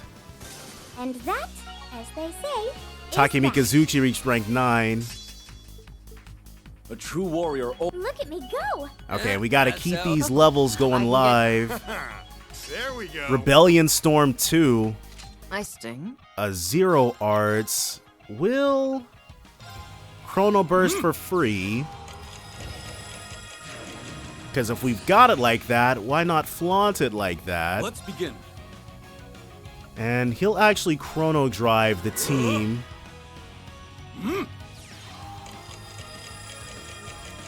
Nice. Now McBurn. I'd rather do anything else. Blue Ascension. Nah, we don't want them moving out of the way. Here I go. Chaotic Body Fluid. It's my duty. She will also Albion Wolf. Now we've got a Zero Craft coming up, so we'll actually be able to make a good use of that. Yeah, I think we're gonna drop a Rakshasa Blitzkrieg. Come. Item, battle scope, and there's... Okay, I wanted to make sure there was nothing new hiding behind this Volcanus Abyss. Volcanus Abyss, level 162. A monster that emerges from the depths of the earth. It is wise to avoid its skin, which is evolved to swim through scorching hot lava. It's weak to water and wind. Nope. You're never gonna be able to get that off. Gonna go ahead and win this right here. Not literally. This thing is a bit strong and we don't have anything amping our damage. But the Death Sluggers themselves should be calling it a day after this here.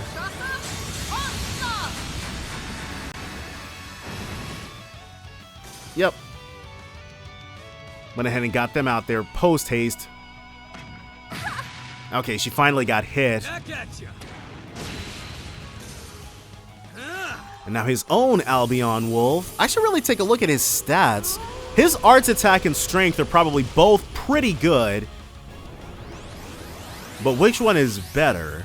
And his regular attack is probably also based off of arts too, so I guess it's not like it matters all that much. It's my duty. Let's UF arts here. All for one, and one for all.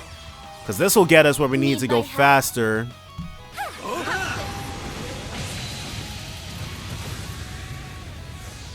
Forward. Yeah, from here, a few more of these. In fact, this might be it. Yeah, the almighty blow. Just ways to kill time. I had to go ahead and make sure we got these things as well, which is probably going to be the last new enemy on this floor, except for the biggin. Musket Dwarf, level 161. A small monster that loves mischief. It wields its gun as though it were a toy, packing it with bullets and shooting with abandon. It's weak to fire, wind, and time. I'd rather do anything else. This status attack will get all of them. And we got that critical for a nice little unbalance. Forward. Let's go ahead and hit him with the Twin Arcane Gale. Kill everybody here. Twin Arcane. Good. Nice. This is it. And so we will definitely be unbalancing. So let's do Avalon Hearts. Avalon Heart. It's my turn. And the Supreme Dynast Sunder is cheaper and gets everybody. Oh, it kills everybody. Whoops. Now, Hollow Aurelia I've taken on before, but Hollow WALLACE is new. Yeah, because usually she's paired with Hollow Aurelia, level 165, a soulless being that has taken on Aurelia's form. Using her mastery of 2 Imperial sword styles, it all but crumbles its foes to dust. It's weak to time and mirage. She was paired with Laura's dad before. So let's analyze. Beginning analysis. And then we'll see what they do. Data received. Hollow WALLACE, level 165, a soulless being that has taken on Wallace's form. It pierces enemies with the spearmanship he honed through years on the battlefield. He's weak to fire and space. Ooh. Alright, so they hit pretty hard. Let's do critical plus 60%. And then let's go ahead and get some physical attacks in. But that's also the level differential as well. Heal Albion Wolf. Right. He will charge us. So we might have to take a little bit of care here. No unbalances at all. Raring to go. Alright. CP plus 40. Let's do this. So what we don't want is anything insane happening. Alright, so that makes the damage more manageable. And these should hurt them quite a lot. Though we need some imbalances from our attackers, though. I'm not going to lie about that.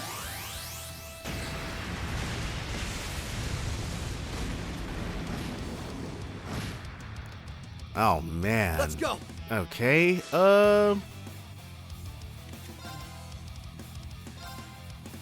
let's Brave Smash again. Nice. Finally. They're open. Keep it up. Yeah, let's switch these around a bit. Have our casters link to our casters and our attackers link to our attackers. That 165, them being so many levels higher than everybody else in the team is an issue. That's why they're withstanding so much. Supreme military might. Now we're doing even less to her. But an Albion Wolf to all cancel is... Thank you. That's all we really need here. Let's go.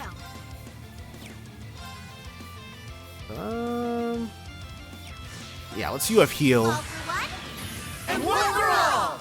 Just have this live. gotta hold out. Let's go. Now you can only Tiger Charge one of them.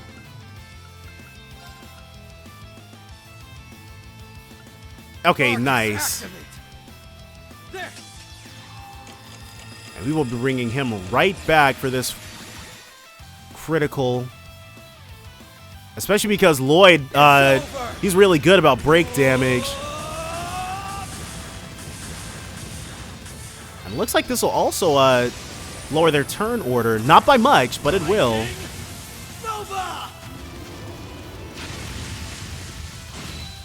Okay, Now, that was an excellent amount of damage. Arcus, activate! It's my go. And then she will immediately do the same thing. Uh-oh, well. Supreme Dynast Sunder. God dang. Thank you. Because she will not survive. Take you to a world of fantasy! We need this in order for her to be able to still cast what she's about to hit him with. Now, for the climax! Remedy, We're getting 5 BP. Thank you all for listening. Thank you. Thanks. Golden. Flurry of Thorns. I remember Wallace actually being incredibly difficult to handle when we fought him. I think it was in CS3. But that fight, we also had restrictions on that fight as well. Like in order to get max, what was it? And at the time it would have been BP? Oh, AP. In order to get maximum AP, we had to do something specific in that fight. I remember having to reattempt it more than once. There we go. Let's go. So we will once again, let's issue this. My turn now. And she'll immediately get in there and start, well, a chance to unbalance. Because she'll be recovering. No, neither of them. All right. Supreme Prismatic Texture Blade. It's my turn. He can impede, but only a singular opponent. That's all we need. Ooh, a 30% HP heal. I think that'll look good on one of us. Raring to go. Oh, okay, well. Oh, she is spent. Yeah, I don't know what Teal's Orbment is looking like, but I've definitely taken some good stuff from her. Whew. Hope you're ready. He almost got it. He almost had it. But he just wasn't fast enough. 30% HP heal. Add 10 minutes onto this fight. No, sir. So this is the real challenge of the Shuffle Scuffles then. Because if you get unlucky, you'll fight with someone, or you'll end up fighting with people who are extremely weak if you've been ignoring them. She'll just attack. It's my go. And he will as well. Area LO plus. Okay. Good night. Nice. We just needed something to unbalance them real quick. It's my turn. And we don't have... There's no acceleration here. We can Zephyr Tempest. Right. Yeah. Try to lame out some new turns.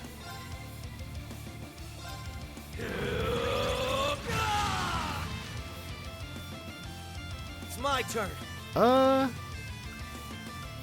Aurelia is closer to being defeated. Keep it up. Let me actually remember to switch them over. She can actually go in. All for one, And one for all. let's finish this. And since this is it for her turns,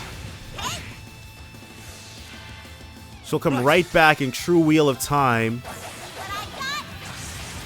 Because there's no doubt in my mind that Aurelia, like these two, are about to heal back up and then get right back in there. So we'll undo the Zephyr Tempest for a Midnight Onyx before we do this. That's definitely going to be the move. 58,000. Here in a blink. Midnight on it. Let's go. He's a 200. We got them both. Nice. And another unbalance. They're open.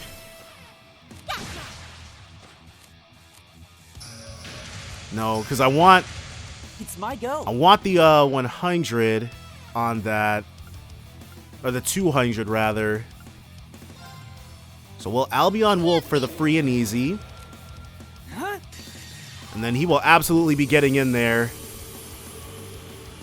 So those two being linked definitely serves our purposes much better.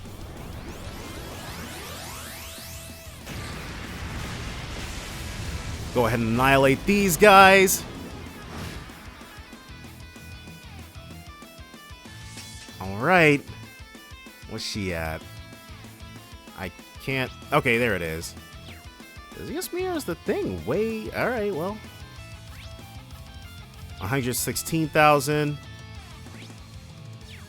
Oh, yeah, so we gotta focus on Aurelia. They're gonna definitely buff themselves and then drop their S-Crafts. Well, Aurelia will. I don't think they've given Wallace an S-Craft. They gave him one of those souped-up crafts like they gave Celine. And it's a Black Whirlwind, I think? Something like that. Enhanced. So now she's taking less damage, but easier to break. Let's go. And if we can right here... No. Yeah. Arcus, activate. Alright, nothing left to do but to wait and see what they do. Yeah. This is not surprising. This damage reduction is going to be what stands between us and an instant game over. And if our HP totals get too low, then we'll drop the Remedy Fantasia. But I'm fairly certain we'll be able to survive both. Uh-oh. Yeah, let me go ahead and do this. Thank you. Because we're cutting it a little too close.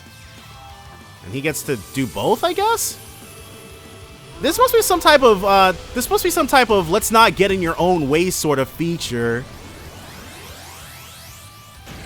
Because this is the second time this has happened where I expected our S-Break to overwrite our attack, but no, one went off right after the other. Oh, or not. Black Howl is what it is. What is up with Elliot's? You see how they cheated me out of Elliot's S-Craft, right? What was that? Something must have... We just didn't get the S-Break. Okay, I don't think that was supposed to resolve that way. I won't lose. And you shan't. You don't mess with the SSS. And we're about to show them that right here and right now. Our arts attack, arts defense, and movement are down. But that's not anything that we can't fix up. Okay. You'll... Let's have her Spirit Incense into a second one of these. We've got plenty, so. Ooh, that HP heal. We are not going to have Tio use hers for fear of this not. If we don't actually kill and she heals up that 10%, no. So we're going to have Tio hang on to hers.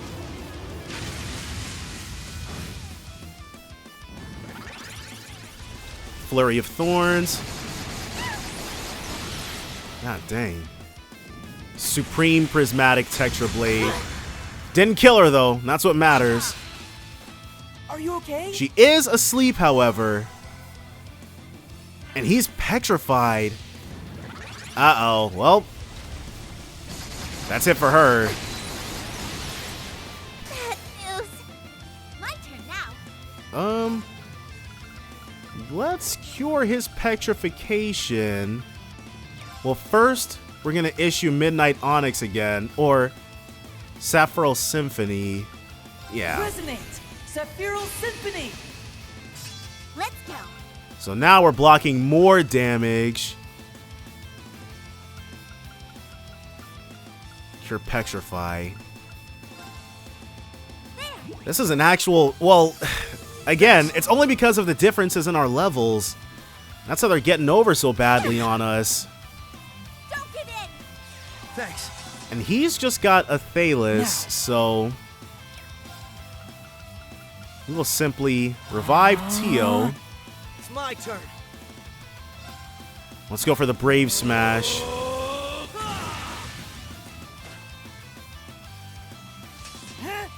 And I think that EP heal will work better with us.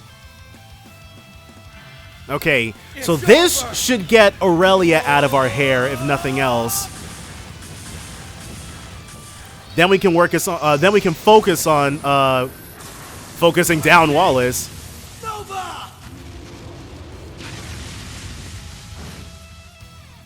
Okay, got her.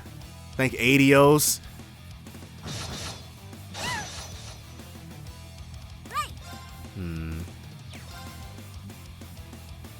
He might. Okay, let's UF attack.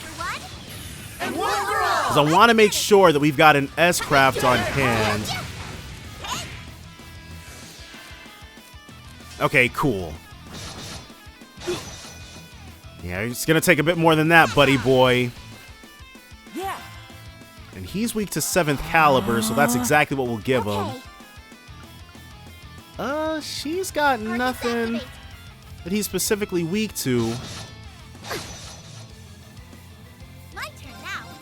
God dang. At the very least, we're a 200. A second 200 as well. I'm just now noticing we've got double. Yeah, I think in this case, what we're going to end up doing...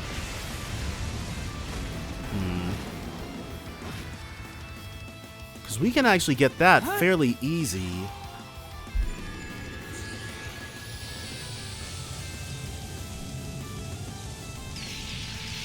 Go ahead and blast him from the Paston.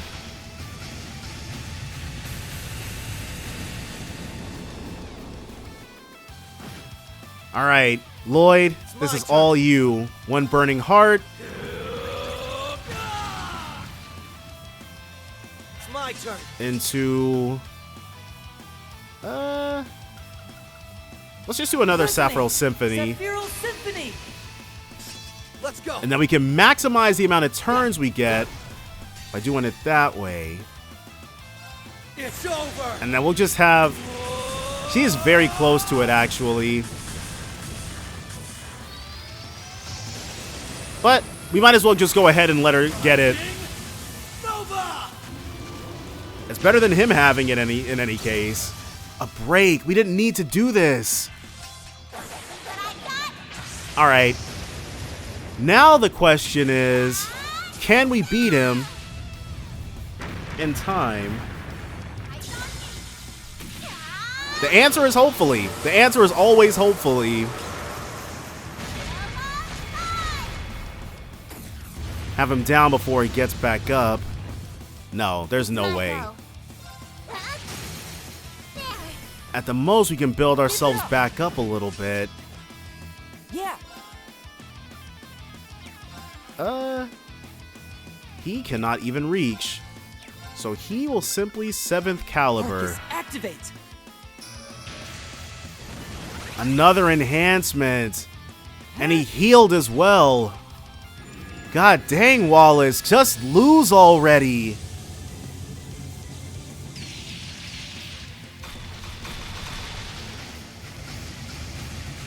He's not trying to let Aurelia's sacrifice be in vain. Look how much HP he got back.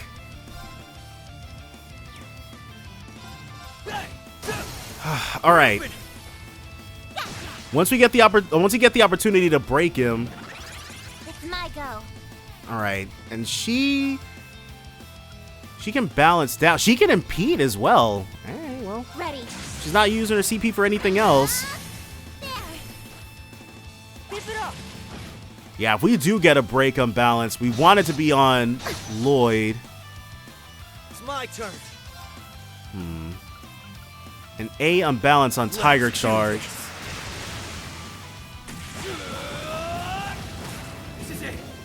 Go ahead and blast him for us. Nice. They're open. And a quick rush. Okay.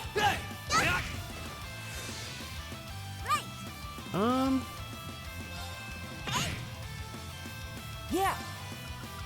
All right, yeah, it's just that heal that he gets to do. Nice.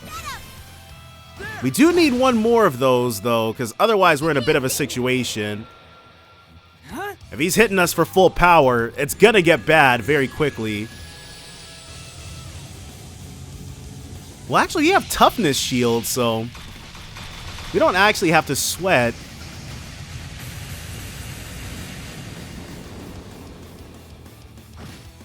All right, 14,000. Not too shabby. 7,000. That's all that's left. We gotta do this. We gotta try to break him. Okay.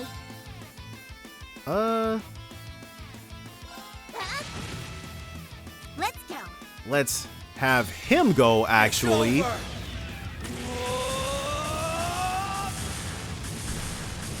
Now, if this gets the unbalance, that would be amazing. Then we could issue something else.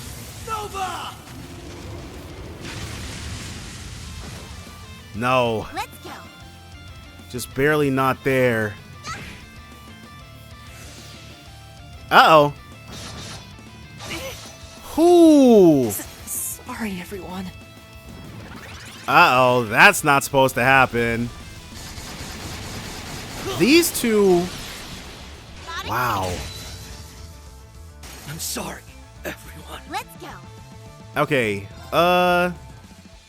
he's got 58,000 left. Let's have her use her S-Craft.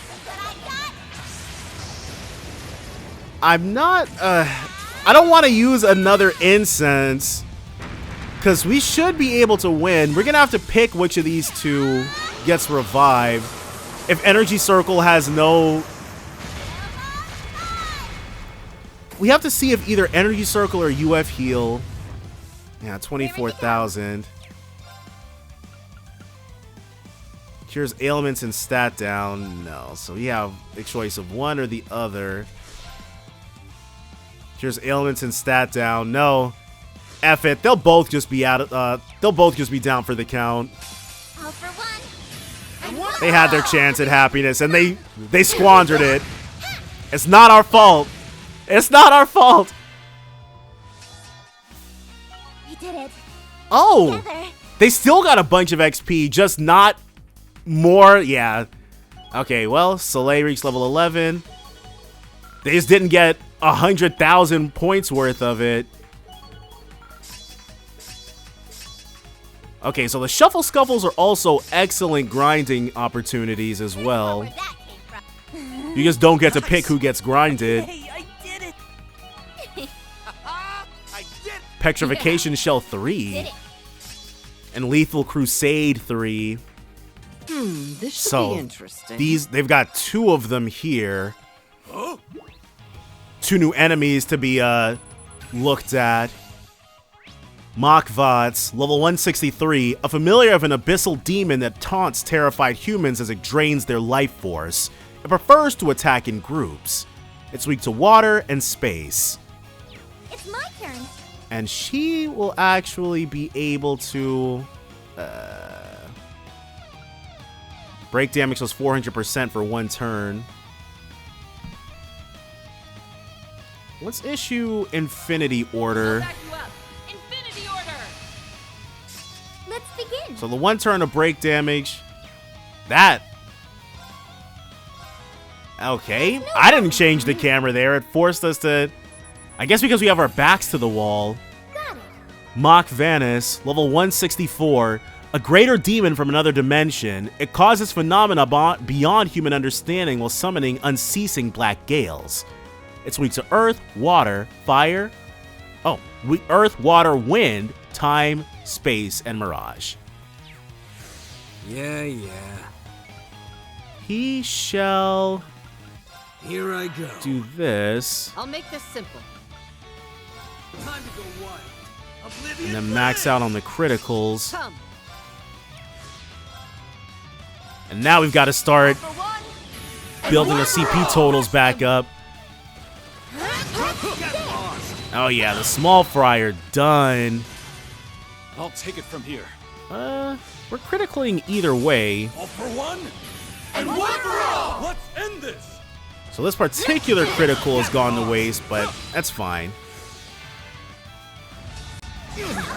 Nope. I feel power boiling over! But we're too far away to actually get it. Arcus, activate. So she... we don't want her to use her Zero Craft. I think we'll leave that to... They're all strength upped. Okay. He inflicted Nightmare with his... Wait, second slash high Arc Tempest? When did his S-Craft change? I do not remember that updating.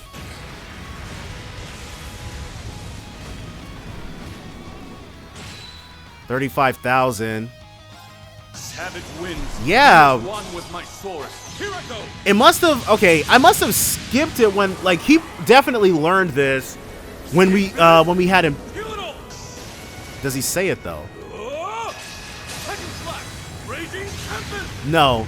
But he, it must have been something that he learned when we were grinding up in the previous place. Enhanced. Let's begin. Albion Wolf again. Come. She'll run up. Now. Too late. Guess it's me. We'll do the damage plus 100%. This will stack with the critical. Yeah. Get lost. And, okay, we get criticaled anyways.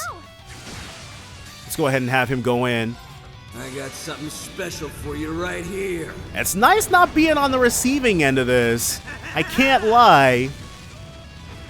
That all cancel is insane. This one's a scorcher. I wonder if it'll probably just do his, because when we have him transform, that must be, I feel like I've gotten a pretty good grasp on what he meant when he said that he was mixed like Reen was 3 games ago. Yeah, I went ahead and just immediately put an end to that. We have 2 more turns, so let's have him drop his S-Craft again. We are straight up bullying this thing at this point. But you know what? It's better than giving it free reign on our lives. This should be it. Second slash high Arc Tempest. And then we'll be, at this point, there will be nothing else on this floor to really be of interest or note. But it won't be the last new enemy that we face while ascending the 6th stratum. That much is for certain. Yeah, 6-digit damage. Got our last blue sealing stone. So the final daydream is right there. We just got the final recipe. So the other ones were hidden here then. Well, I guess it's better than not getting it, but them being random is recipes 4 fulfilled. Yep, Premier Shortcake. We have every single recipe in the game now. You can make So this a we little will fun. be going all out against this thing. Not like we haven't before, but oh, and it's by itself. Interesting. All for one. And But we're gonna wait to detector it before anything else. Critical strength down. Uh-oh. God dang. I'll take it from here. Let's go ahead and go in yet again. And one for all! Let's end this!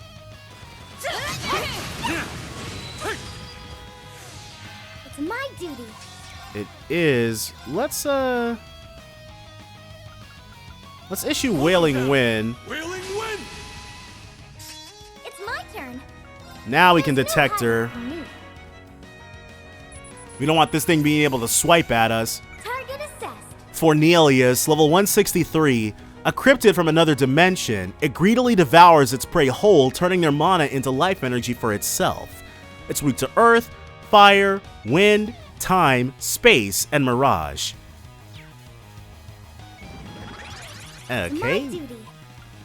We were all just gonna get hit by that, I guess. Venom Stream. No, this is a craft. Too slow.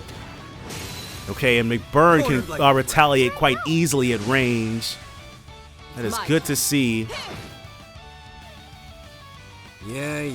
We'll Albion Wolf. Especially because his should be fairly powerful, all things considered. We've got 25 more on Arios and 50 more to go before Arios and McBurn hit 200 CP. Yeah, 53,000. We want them to be close enough to be in retaliating range. But I don't think we're going to make it far enough. Okay, yeah, we're just going to keep doing this. It's the most expensive, but it's also the most powerful, so... And these delays... We're not even sped up. This thing might just have awful speed, I guess. But we're not going to complain about that. Anything that makes this fight simpler for us is something we're going to take advantage of. Including Albion Wolf spam. Yeah, next turn, we're going to be able to drop the High Arch Tempest with no issues. Though, if we get an unbalance... I'll make this simple. Can we... No. God dang. It's my duty. Okay, she will UF Arts, though. All for one. And one for all! And so now we'll be able to issue Avalon Hearts. Which might be massive overkill, all things considered. Yeah, let's hold off on Avalon Hearts, actually. Not sure if we'll even need more than this. Strike. They're down. And open. I'd rather Okay, do anything else.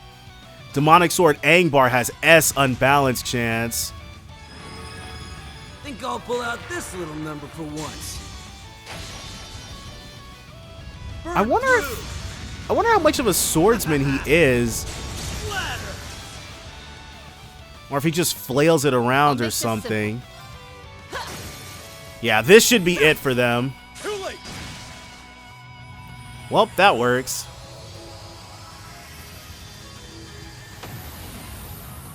Alright, and now they should comment to each You other. and I simply excel in battle. Indeed, there is nothing that could hope to stop us. They don't have a unique dialogue. So Pandora, he now gets Albion Wolf for free. So Toval is definitely super duper geared for arts. Now, I'm not sure what this is. It might just inflict burn on us. Maybe after we've taken a singular turn or something. Torturer, level 164, a wicked instrument of execution cursed to endlessly roam in search of fresh blood. Its spikes are painful beyond imagination. It's weak to space and mirage. Yeah, I should have just detected, but it's all good. How about this? It's my turn. Let's Azure Feathers. Come. We'll do the first turn of this. Now. Too late. And then the second turn will be the Arch Tempesting. Winds, be as one with my sword. Here I go. That critical, if we're patient, we can hold out and then use the Rakshasa Onslaught for that. Because this should kill the Demon Floats. I don't really anticipate them surviving this hit. Yeah. It's my turn. Okay, and then immediately... Oh no! Well, whatever. We missed out on these last two turns of Azure Feathers are doubling our damage for the arts. Not exactly what we wanted, but you know what? It's still fine. And then an Albion Wolf there. Ooh, let's actually have him do it. Though it's not at the 200, so we're losing. I should have done Rakshasa Onslaught. Yeah, that would have been a better bang for our buck here. Oh well. This critical will still hurt it a lot. For you right here. And it might even break it. McBurn is definitely, like, really friggin' strong. This one's a scorcher. I think I do think for what you get, his thing is overcosted. Maybe reducing it by 1 would make it feel a bit fairer. Either increase, or giving us 150 CP, but what you get for 8? Though I guess it is 7 turns of it, so maybe I'm discount. Oh, okay, well.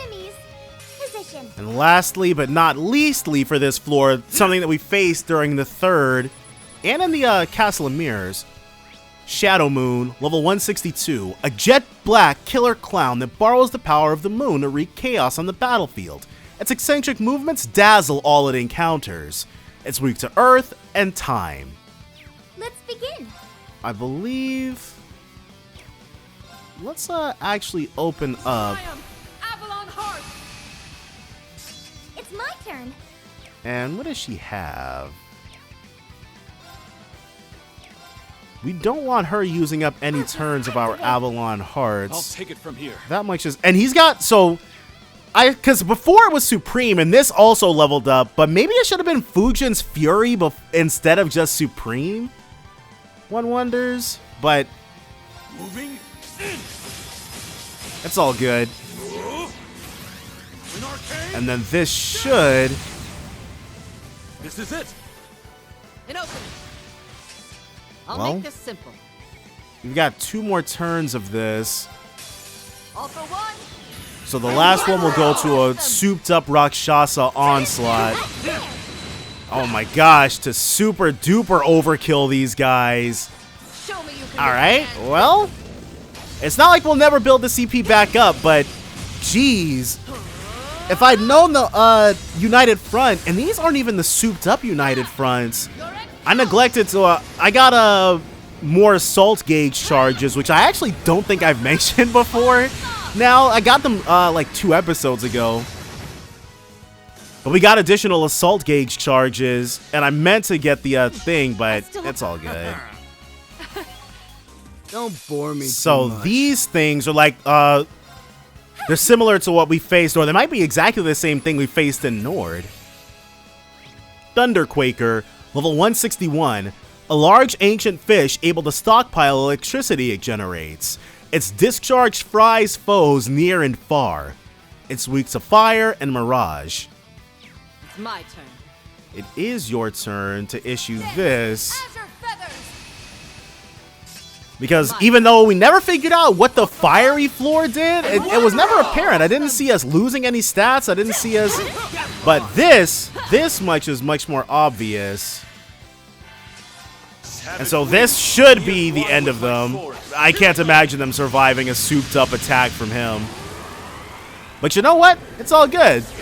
They put up a fight. They got to look at us for 2 entire turns before dying. And that's about all these things are good for at this point. Yep, there they go. The midpoint of the 6th stratum. I'd like to rest my eyes for a bit while we can. The second to last, or what I assume is the second to last boss of this game. But before that, I actually want to hit up the entrance because we've completed a few master missions actually. The heavenly Persa tier is within our purview. The Solomon Garb is definitely not. Alright, so let's link rushes, but that's, yeah.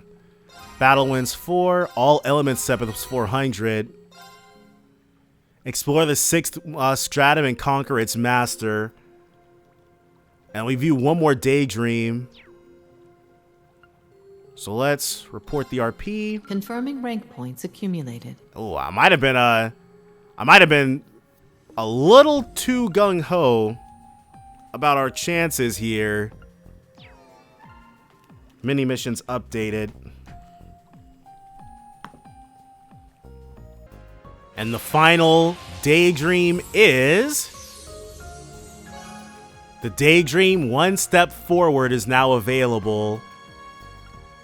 Finally one that features Aurelia though. So we went ahead and we opened up 2 new slots and redid Arios' orbment from scratch. So now he is definitely staying in the party. Oh, okay, Swin and Nadia. Yeah, let's go ahead and begin.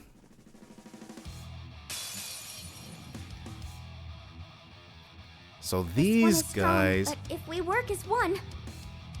I'm sure we'll be fine. Let's battle scope them.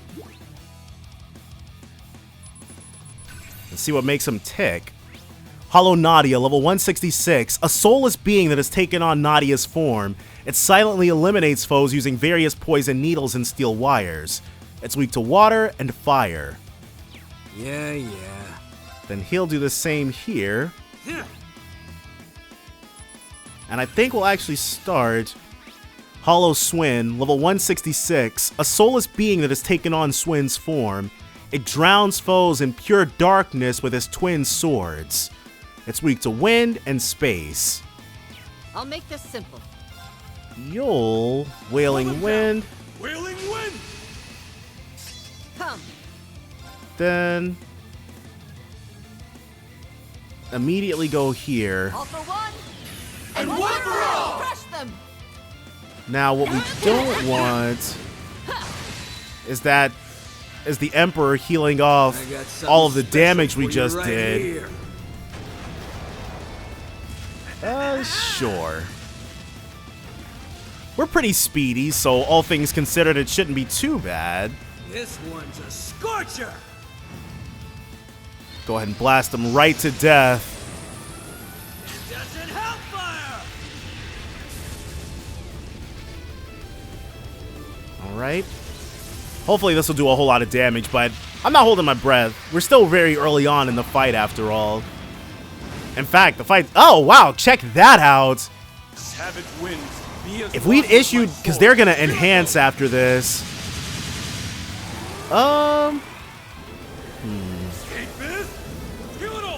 He's definitely... Because if we're doing this much to them, I guess the real fight is going to be on the step after this then.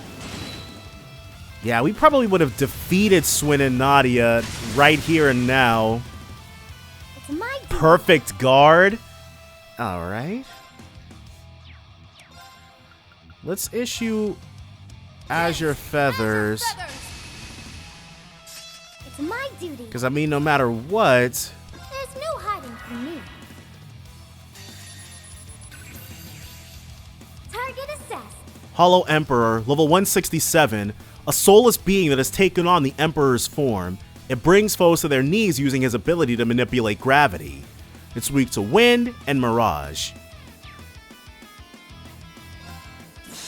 So this 100% damage, what I'm expecting to happen,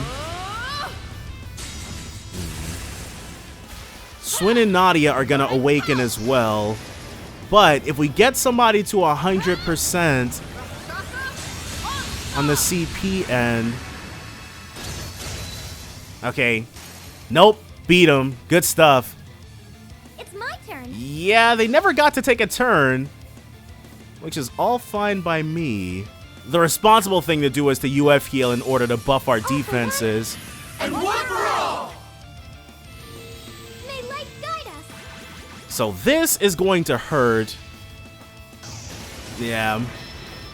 That Geo Ragnarok attack. It might not kill us all.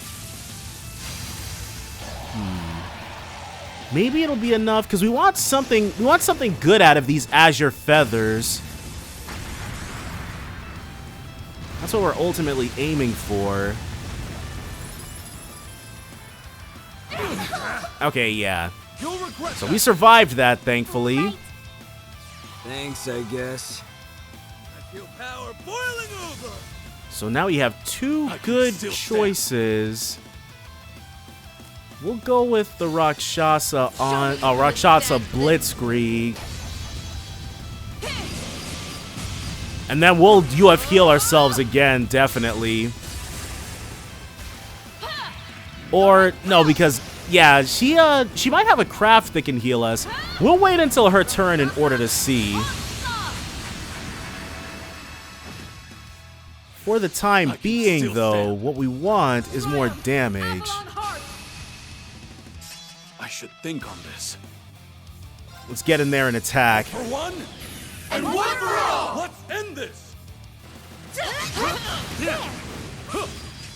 Yeah, we're closing in on that I'd rather unbalance. do anything else. Let's go for this. Yeah, the 5 assault gauge charges are definitely better. Well, right now, I'm not upset that I picked those over the additional assault gauge charge, over the additional boost to United Fronts. Well, this works out. It's my duty. And then another UF attack. We're gonna try going for the victory here.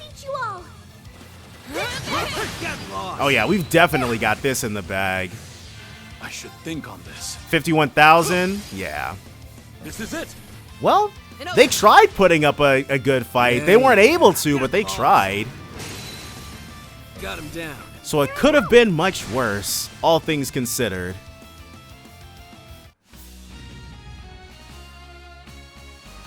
Hey, I like what you're putting out. Oh, you're so sweet. Yeah, there was. Can you imagine if they said something special to each other? So Cat She, Pandora. Now he's dealing double damage with his arts at the cost of them just costing a bit more. Super Counter and Auto Thalos too. So for whatever reason he dies and she doesn't, she'll bring him I back. still have room to go. And so I'm assuming, yeah, Silverstone Plus. One more scene after this one. Maybe another destabilization of the space. No. Okay, well. Let's head up really quickly just to see. And then we'll have one more space to conquer. One more fight to make happen. One more real fight anyways. We probably have maybe 6 or 7. No, okay. So it's just this same transformed space. I love a good dungeon crawl. And again, not sure what these do, but alright. Wild Dang, level 164, a ferocious boar with sturdy tusks. It rushes forward, shaking its mane and crushes prey indiscriminately. It's weak to earth, water, wind, and time. Come. And now this one. What is going on with this floor? Misfortune Teller, level 165. An evil spirit lurking in the dark. It draws energy from hatred lingering in the air and transforms it into physical power. It's weak to time and space. But okay, I think from here, because there's nothing new in battle for us to do except for especially just killing the small fry, including the formidable enemies. So we're just going to, well, we're going to just bestiary it up until we get to the final boss. Hecaton Care, level 165, an autonomous weapon. Its newly high-spec armaments increased its size and weight, requiring yet more equipment to help it handle it all. It's weak to earth, water, fire, wind, time, space, and mirage. Yeah. And then I can't believe we've been buying, like, we've used so many battle scopes. Findius Nuada, level 166, a once revered deity now turned into a mindless murderer. Its mace can crush even stars. It's completely immune to arts, I guess. Okay. Shadow Star, level 162, a jet black killer clown that borrows the power of the stars to wreak chaos on the battlefield. Its eccentric movements dazzle all it encounters. It's weak to earth and space. It's my duty. Sure, why not? We can zero craft. Yeah. So that should be, because there were 3 different versions of these in the other games as well. Target assessed. Shadow Sun, level 162. A jet black killer clown that borrows the power of the sun to wreak chaos on the battlefield. Its eccentric movements dazzle all it encounters. It's weak to earth, water, fire, wind, time, space, and mirage. Bellis Agruga, level 167. A beast birthed from memories of the Empire. It unleashes the power of the Great Calamity to crush all that stand before it. It's not weak to anything in particular. I think this looks like the thing we fought at the Infernal Castle. Coco Panda, level 164. A strong 2-legged panda that attacks all it encounters. It strikes with a club made from nuts. It's weak to earth, fire, wind, and space. These things, they're in a giant group, but it's all good. They can't stand up to what we got going on. Sasa Panda, level 164, a remarkably violent panda monster that shakes with anger even when unprovoked. It wields bamboo like a weapon. It's weak to earth, fire, wind, and mirage. I'll make this lastly, we've got the main thing. Oh, this is the same thing that, okay. Dang. The Parsnip Panda, level 165, a legendary wild game among culinary experts. It is surprisingly quick on its feet, but to catch it is to find quality in its every part. It's weak to wind and space. Okay, will they say anything special to each other? It'd be nice to fight a legend like you, but wielding my sword's a pain in the ass. What's that? Too afraid of cutting your delicate hands against my blade? Wow. She's really trying to make sure everybody gets to fighting, huh? Got it. Oaken Shell, level 163. A monster that absorbed essence from spirit veins till it grew massive in size. Its magic-charged shell can fend off any bullet or blade. It's weak to earth, water, fire, wind, time, space, and mirage. And here it is, the final floor. Or not, there's still more. Feet up? Jeez, dude. My adios. Wow. Okay, well, there's still more. I wasn't expecting the final blue ceiling stone to unlock a daydream about Thor's. Especially not about early March 1207 of the Septian calendar. After commanding the Viceland army in the war, the one-time head of Lemaire's forces was set to remain principal of Thor's branch campus. To that end, she found herself poring over reams of paperwork. So we're back at the branch campus. All right.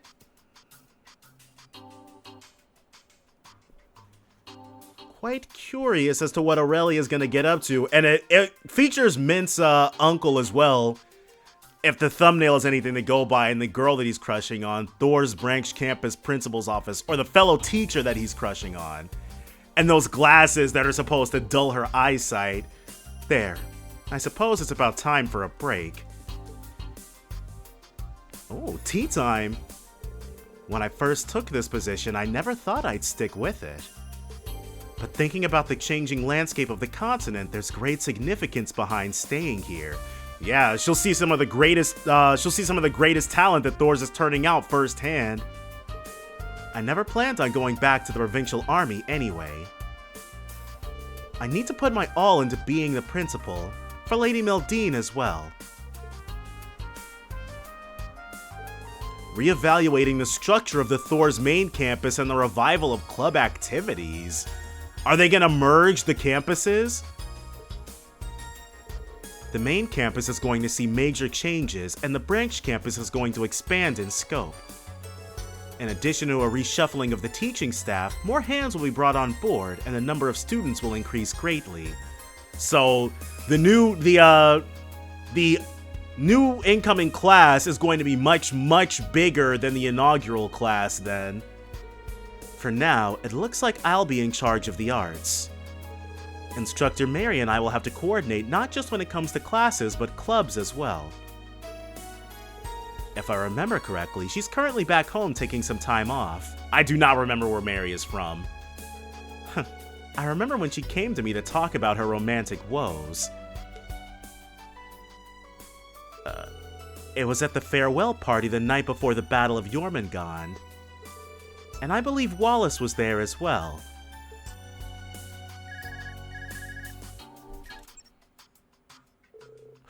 Speak of the devil. Is that Wallace calling her? It's me. What is it? I see. Understood. Well now, this should be fun. Is it gonna be like a date sort of situation? I can only imagine because Wallace was also on the thing. Okay, so this is Heimdall, I think. No, St. Ark, right. Count Altheim's residence, St. Ark, the old capital. This is where we re-met Elliot back in CS4. Okay. There you are, Mary. I'm sorry for asking you here during such a busy time of the school year. I even caused you to use up some of your valuable vacation time. It's perfectly alright. I managed to finish everything I needed to do. I'm thankful for the opportunity to take a break and come home for once. So what is it you wanted to speak with me about, Father? That good-for-nothing teacher she wants to marry. Well, you see, I'm happy that your career is going so well. However, I suppose there's no sense in beating around the bush. He's gonna be like, it's about time she got married. What exactly is the status of your relationship with that man? Do you mean Makarov? Yes, him! That scruffy-looking commoner with no sense for the fine arts. I learned you two had been seeing each other for over a year the night before the Great War started. It was still just a phone call. But I could tell from speaking with him that night that he's a strong-willed sort of man. He's even Professor Schmidt's second disciple. However, what exactly has he done in the half-year since? He's still yet to give you a formal proposal or buy you a ring. Yes, but I thought you accepted his explanation when we came to visit. You mean after the war?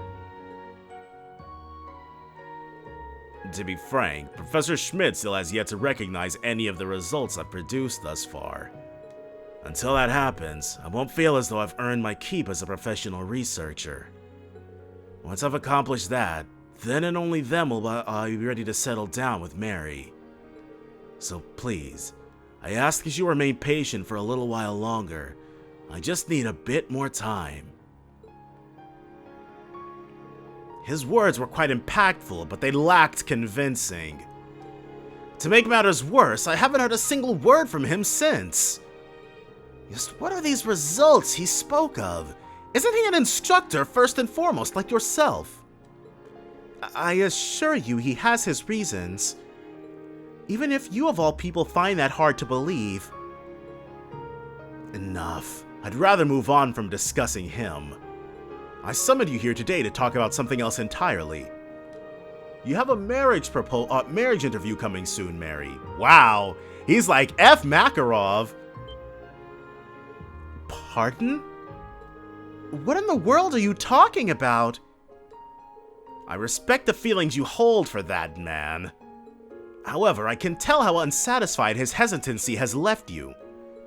You say he has his reasons, but not even you understand what results he's searching for, do you? No, not specifically. But he still has my support regardless. That may be, but I can't simply stand by and let you wallow in suspense like this. As for his interview, someone very respected was willing to arrange this meeting. Was it Wallace? It would reflect poorly on our house should you refuse to go through with it now. It's scheduled for tomorrow. I can expect you to be there, yes? This is all so sudden. You've put me into a position where I can't refuse. Let me be clear. I'm not forcing you to marry this person. I simply want you to keep your options open. As they say, experience is everything in life. As for who the suitor is, I'll leave that as a surprise. His character is even higher than his social standing, I assure you. It's gotta be Wallace! That is all. I suggest you get a good night's rest ahead of tomorrow. Father, we're not done talking! I said, that is all. Fine. Please excuse me.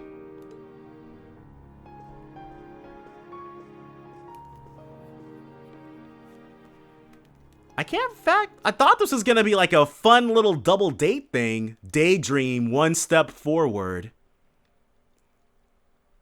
That night.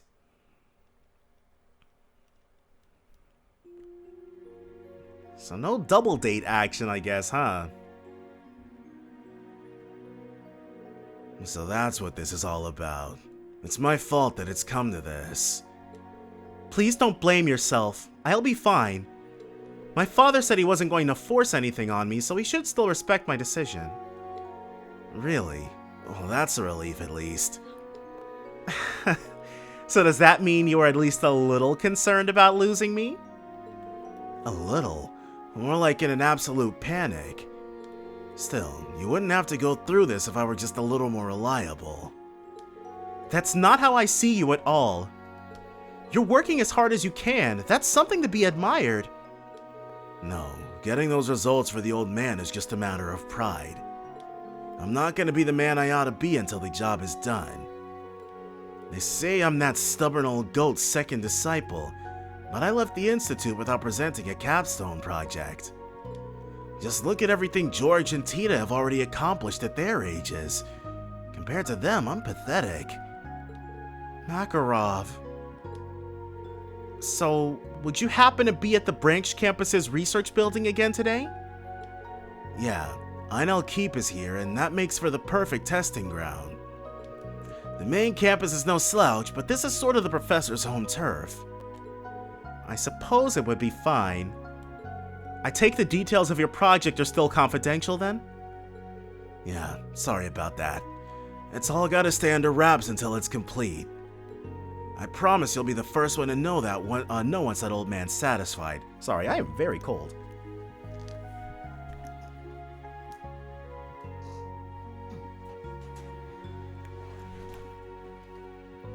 Alright, that should help that. Now, back to what we were doing. And once that's done, I'll be paying your father another visit. You don't have to worry about that. My father may be impatient, but I'm in no rush. Take your time. It's getting late, so I should go.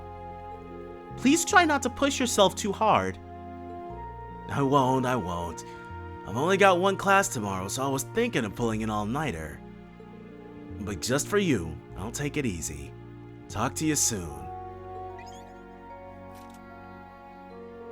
He's neck deep in his research as ever.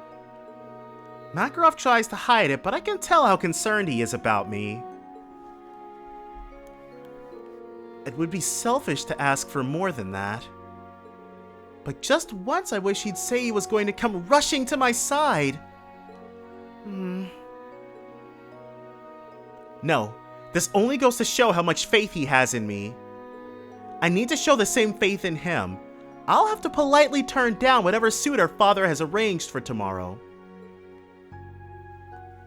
Yeah, I'm thinking it's Wallace. But... And so the day of the arranged marriage meeting arrived. Much to everyone's surprise, the mediator for said event was none other than the ruler of the Sutherland province, Marquis Higharms. However, the arranged partner Mary was to meet came as an even greater surprise. It's not Patrick, is it? That would be kind of strange. Though I guess Patrick was never one of her students, so... It is him, Marquis Higharms' mansion, St. Ark, the old capital. There's no way, dude. Brigadier General Wallace? Oh, excuse me. You were recently promoted to Major General, as I recall. Dang, he's moving on up. It's fine. I wouldn't expect you to call me by my rank anyway. I believe the last time we saw each other was the evening before the Great War. Yes, I believe so. It's good to see you again. But there hasn't been some sort of mistake, has there? Don't be so rude, Mary. Please forgive my daughter's behavior, your lordship, Major General. It's all right. Her surprise is understandable. Major General Bardius has quite the reputation in Sutherland, but he's hardly known as a ladies' man. Right, because he's got his heart set on one lady in particular. He's been approached about potential partners for marriage before, but he's never accepted even once. It says the Marquis says, this is my first time meeting with a partner for an arranged marriage.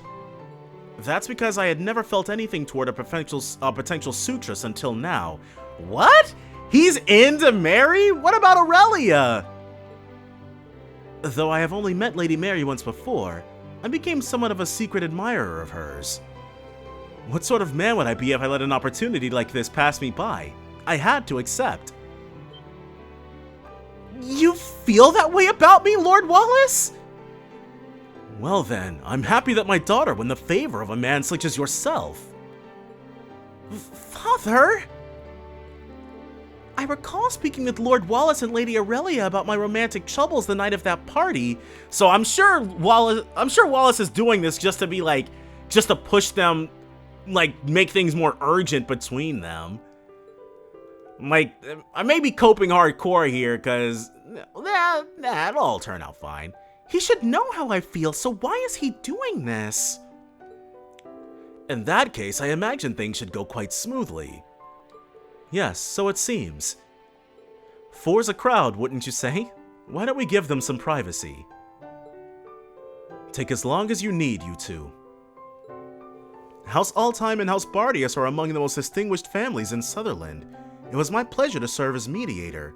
Right, because Bardius, he's not like, his family is his family are Nord's folk, but they're descended from the man who left Nord to help Dreichels, so they have long-standing ties to Erebonia. They are Erebonian. They're Nord's folk, but they're a long-standing Erebonian family. That's how his lineage shook out. I'll be expecting good news. I'll do what I can. So... Well... Yeah, this is all just to light a fire under Mary and get her and Makarov to actually see things through to the end. That's what this is about. Oh, taking themselves a nice little walk. St. Ark truly is a wonderful and charming city, don't you think? Before it was the chalk color it is today, it was the shining white beacon that served as the capital following the calamity of the Dark Ages. And once peace returned, it became the home to Erebonia's renaissance of the fine arts.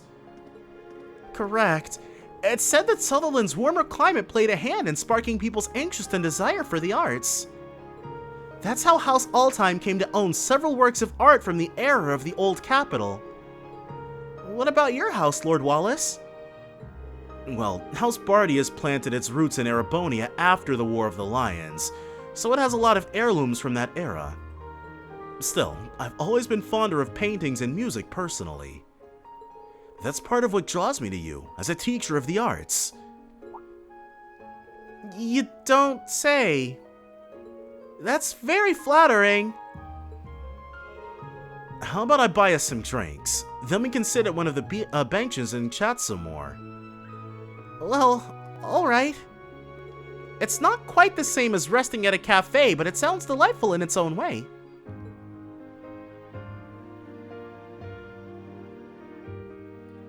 Yeah, I can't remember what drink we got from there, but it definitely conferred a recipe for us. Huh, I had never thought of it that way. It's just my own personal interpretation. That said, I didn't take you for the type to have such a deep knowledge of the arts. I'm truly impressed. Maybe so, but I could never compare to you. Your wisdom of the field goes far beyond your years as an instructor. Please, you flatter me. I have to admit that I didn't expect you to have such a lively conversation with you about the arts. Do you have conversations like this with Lady Aurelia often?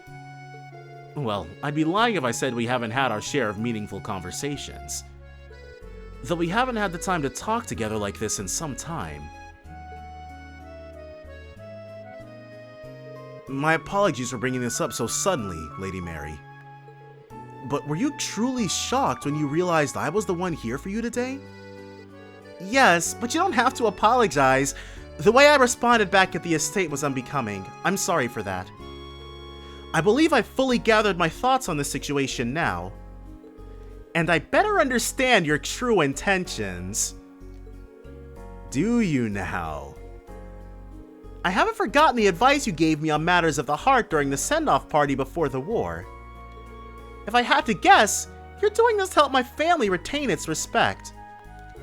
You took this meeting knowing full well how it would end, didn't you? I'm truly sorry for getting you involved in House Altheim's internal matters. Not at all. I believe there's been a fundamental misunderstanding between us. There has? I spoke the truth when I said that I was quite fond of you. Did you think those weren't my true feelings? Oh. I don't know. I still think he's actually got eyes for Aurelia and she him. Pardon? I'm well aware of how you feel toward Makarov. Given that, it may be uncouth of me to confess my feelings to you now of all times. Though just the same as him, I'm at the age where it's time I start to seriously consider marriage. Even if there are obstacles in my way. Makarov being an obstacle? What's wrong with Aurelia? It's only natural I give an earnest attempt to pursue someone who would be a good fit as my partner. And that someone is me? Yes, and it all started on the night of that party. I saw how wholeheartedly and loyally you cared for Makarov. Irrational as it may be, that drew me to you. He saw how into another dude she was, and that made him want her? That's kind of a very cad-like of him, but so much so that I quietly grew to resent him for making you wait like you have. I couldn't help but think that I would never treat you that way. I'm aware that confessing these feelings now will only increase the burden that's weighing on you. Not really. I can't imagine this would make her change her mind about Makarov. But I couldn't simply give up. I'm a stubborn man who let his pride get in the way. I'm sorry, Lady Mary. I can only imagine how confusing this must be for you. Nevertheless, I want you to understand that my feelings are genuine. Is he serious? But if you still don't believe me, then there's somewhere I'd like to have you accompany me. Would you do me the honor? What So Wallace really...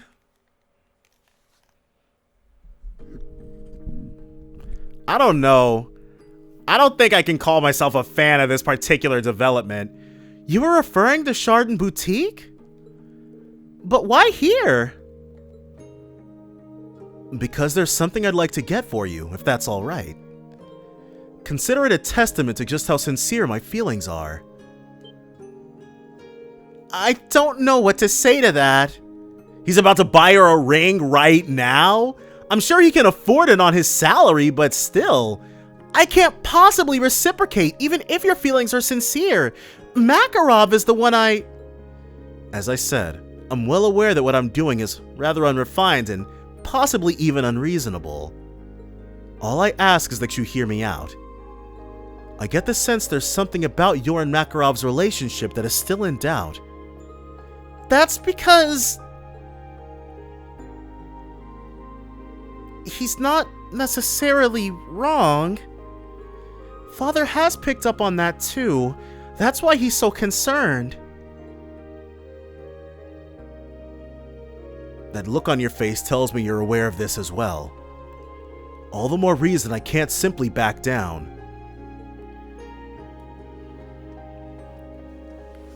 Wow. Alright. What's this? I know a ring would be a bit too sudden, but I hope you can accept this. Wallace presented Mary with a stunning corsage. Is this a Marguerite corsage? That's right. In the language of flowers, the Marguerite means true love. Really now? I don't like this. I massively prefer Wallace and Aurelia. Not even massively prefer. I'm really not even entertaining the idea of them being with other people. It represents my feelings toward you. True love? I also ask that you consider social standing as two people that both come from noble houses. I'm only the son of a baron, but I do have an accomplished military career under me. That seems to be enough to satisfy Count Altheim. And as a man, I'm confident I can make you happy. Given the direction things have gone since the war, I suspect the next era will be a trying one for the nobility. Our house could support one another through it if we were together. I suppose that's true. It's alright. I'm not asking for an immediate answer. My only hope for today was for us to get to know each other better. I know how unreasonable it would be to expect an answer so soon. So I think we should end things here. I'll come for your answer tomorrow. I hope you'll think carefully about who the best partner for you really is. Well then, I'll take my leave for now. I'll be looking forward to good news. Oh! I still think this is some sort of ploy in order to bring them closer together. How did it come to this? What do I tell Makarov? That you still love him? The best partner for me? How do I truly feel? Yeah. I'm not sure. And so the following day,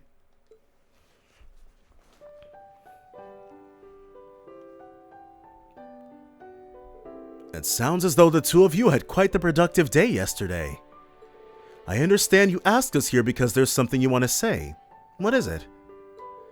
Could it be that you've agreed to accept the Major General as a suitor? I'm ready for your answer if you are, Lady Mary. Very well. I spent all of last night giving serious consideration to my response. While I'm incredibly flattered and grateful for your feelings, Lord Wallace, I'm afraid I cannot return them. Are you certain? Oh dear. Might I ask why? It's rather simple. Because I am in love with Makarov. Are you really? Yes! Please forgive me for being rude. But you're sure that love is real? Wow, he's really pushing for this. Of course I am. In that case, could I ask you to explain your feelings to us? I need to hear ample reason why I could never win your heart the way he has. Well, if I'm being honest, I don't know how to explain it myself. Would starting at how Makarov and I first met suffice? Go on. This is a good opportunity for me to learn as well. Please continue, Mary. I was still a naive, sheltered girl when I was first hired by Thors. I didn't know whether I was cut out for teaching. My first days were full of stumbles, and I felt as though I was always causing problems for my colleagues. This would have been back in like CS1. I recall Makarov in particular being rather cold. I even considered him frightening. But as we interacted more and more, I came to know his true character. Yes, at first glance he can seem slovenly and come across as aloof. But the truth was, he was watching over me more than anyone else. Makarov was giving me help and advice in his own nonchalant way.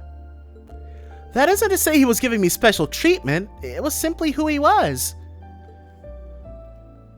And as the days passed, I began to respect him for it without even realizing it. I even grew fond of the heartwarming relationship he holds with his niece, Mint. And then, after the Civil War ended, my feelings became all too clear to me. It wasn't just respect I felt toward him. Oh, they've been through a lot together is ultimately what she's saying, and things grew organically over time, rather than Wallace springing his real and perfectly true love onto her at the end. Isn't that something? But why him of all people? Father, does the 10-year age gap and difference in social standing bother you that much?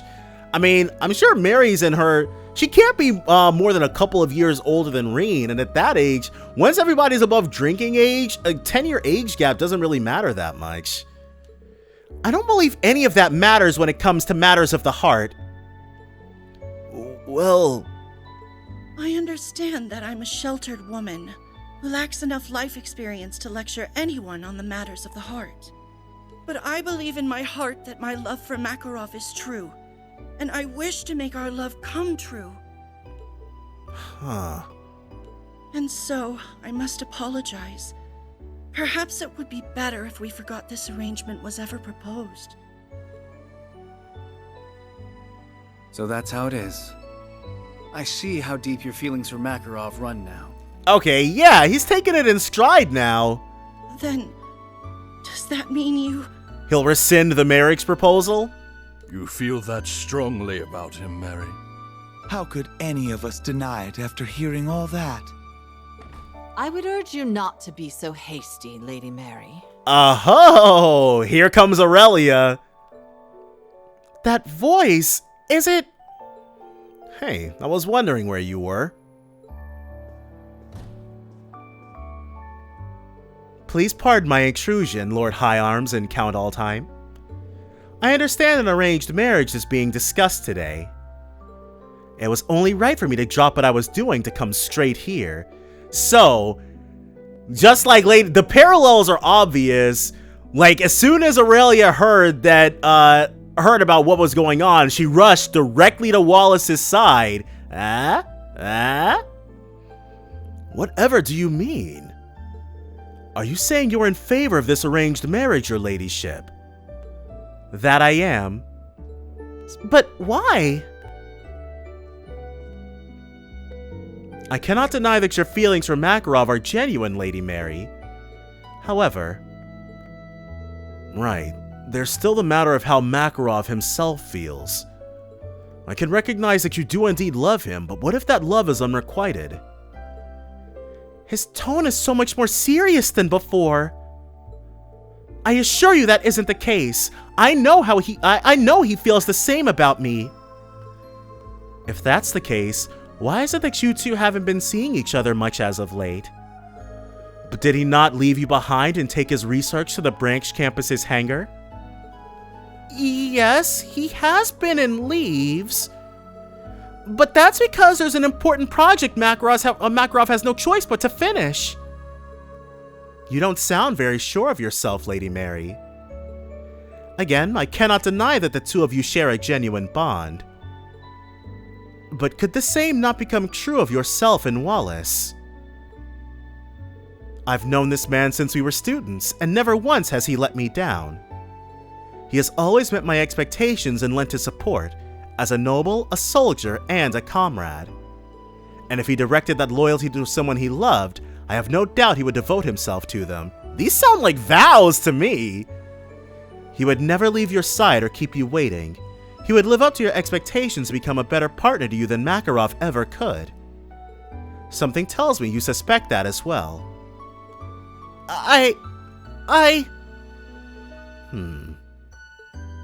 My, even Count Le Guin recognizes what kind of man the Major General is. Mary, I understand how sincere your feelings are. All I want is for you to choose a partner who will prioritize your happiness above all else. That is my only wish as your father. I know, Father, but I can't possibly change how I feel so easily. What can I say to them? Makarov, Now hold your horses. There it is. The parallel has been fulfilled. If anybody's gonna be by Mary's side, it should be me. Makarov? Looks like we made it just in the nick of time. What a shame. I was hoping to see what would happen if it took you longer. You can be a real bully sometimes, you know that? Oh, what are these? Well. Oh, was the tear thing his project? It looks splendid. Is this the machine I've been hearing so much about? The new Soldat you've been developing with the aid of Schwarzer and the others. Is it finished? Yeah, I even got Professor Schmidt to acknowledge it as my capstone project. If we'd beaten all the Tearfing stuff, we probably would have seen this at the end of that, but I have not been back to play the Tearfing stuff. It'll still be a while before it's announced to the public, so keep this a secret. But now that it's done, there's nothing stopping me from standing by your side. I'm finally a man worthy of you. Oh, Makarov! Worthy, huh? A little ironic, wouldn't you say? Your project was what kept her waiting and led you to interrupting an arranged marriage proposal in the first place. I'm not gonna make any excuses. What I do know is that I could never call myself a man again if I didn't stop what was happening.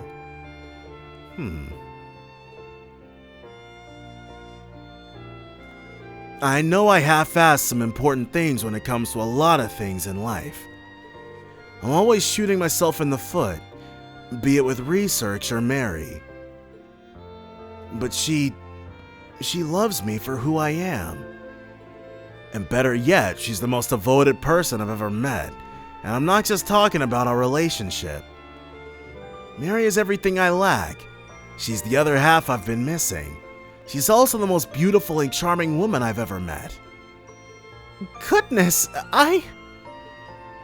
And all of that scared me. I doubted myself. I may be older than her, but I'm hardly any more experienced when it comes to love and all that. Do I even deserve to be with her? More importantly, can I truly make her happy? When I heard about this suitor business, for a brief moment, I thought it was for the best. I simply lacked confidence in myself.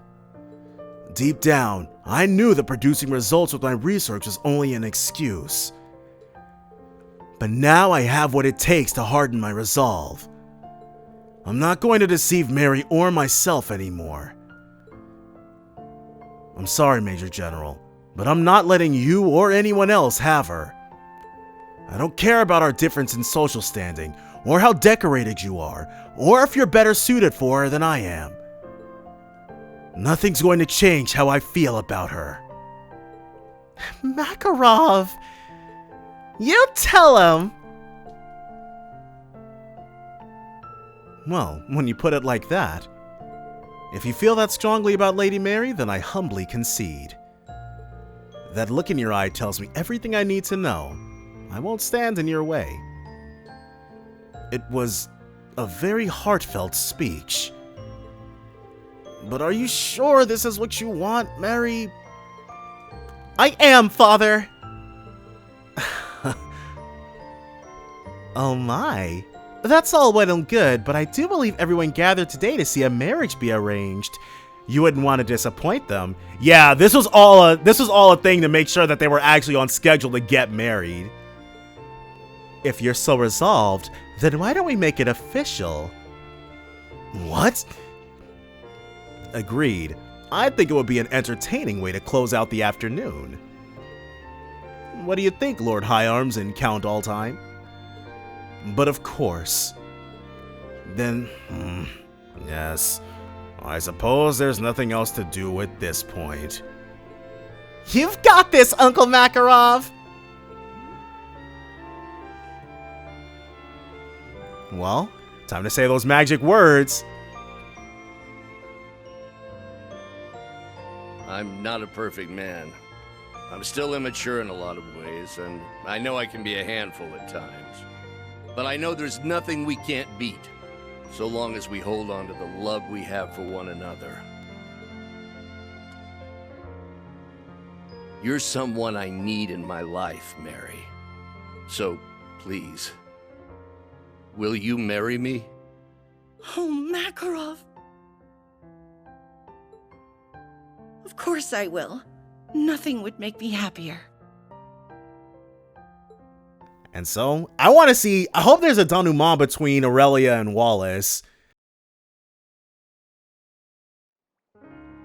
No. Still though, I feel like the parallels are there. I really do appreciate your concern and help through all of this. Sorry about all the fuss, your lordship. No need to apologize. I'm grateful I had the chance to see something so wonderful today. Don't mention it. Something tells me things would have worked out between you two even without the theatrics. Oh, and about the Marguerite corsage I gave you yesterday. Yeah, go ahead and hand that back so we can give it to Aurelia. Or even better, Aurelia should step forward and go ahead and take it off of her hands. Consider it an engagement gift from me to the both of you. Lord Wallace, does that mean you planned for all of this from the beginning? I was right. Sheesh, how am I supposed to top that? I'm sure you'll have plenty of opportunities. The general sure did take me for a ride, though. Whatever do you mean? Wallace was the one who requested my help. But after reflecting on it, I thought it would be more interesting to set him up with you. And I wouldn't mind arranging for it again should Sir Makarov here fail to meet my expectations. I'll pass on incurring that wrath, thanks. You really are something else, you know that?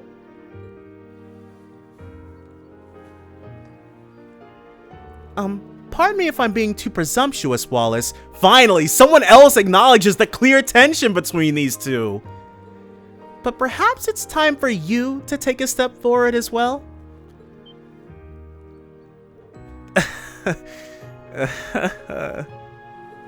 You got me there.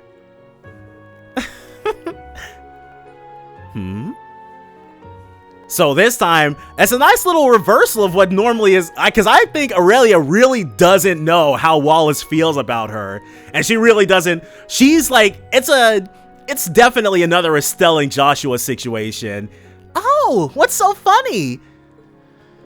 Pipe down. Keep your nose out of other people's business for once. Aw, come on. You two wouldn't have gotten together in the first place if it weren't for me. She's not wrong. I feel I owe Mint a lot for pushing us together a few years ago. Sure, but don't go encouraging her. That's a slippery slope. And I guess I owe it to you for coming with me today. It meant a lot. That's more like it. You're very welcome. Jeez, how many times do I have to tell you to be more honest about your feelings? Don't let it go to your head, kid. Regardless, today has been a joyous day, wouldn't you say? As long as you're here, could I interest you in joining us for dinner? I mean, yeah, I guess, because Count Alltime's only real gripe is that it took Makarov so long between professing his undying love for his daughter and then actually doing anything about it. That sounds great. I'd be happy to. Shall we be off then?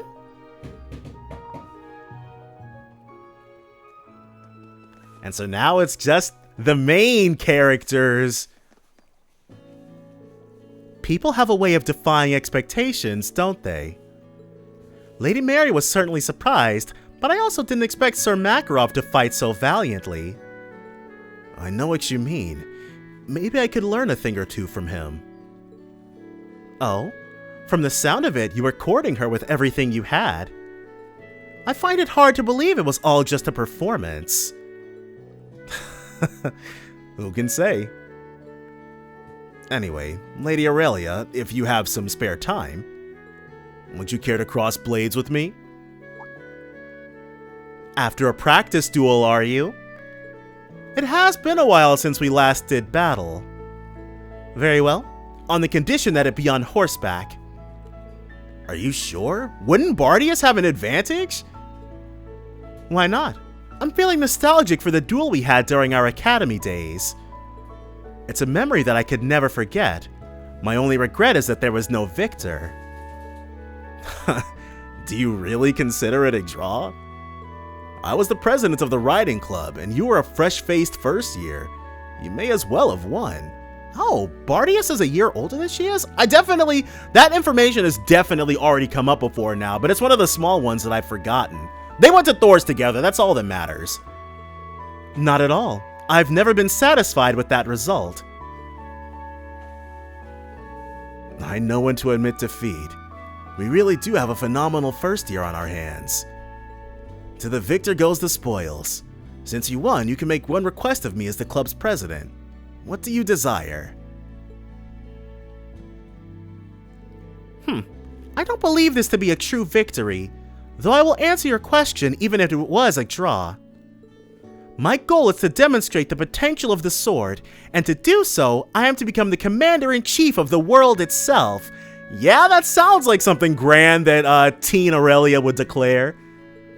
Should Adios allow that to pass, then my wish is for you to support me as my right-hand man.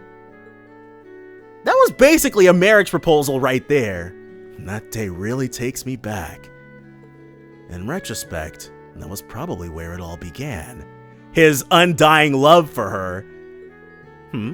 Why the smirk? It's nothing. Just thinking this is a good opportunity. I'll face you with everything I have so that this duel's outcome will be more to your liking. Will you now? I should be the one telling you that. I have no intention of losing here, Sir Wallace Bardius. I can't remember the last time you were so formal to me. But enough talk. Prepare yourself, Aurelia Le Guin. Right. Well, at the very least, Daydream one step forward, and those two will figure things out eventually. True Stormbell.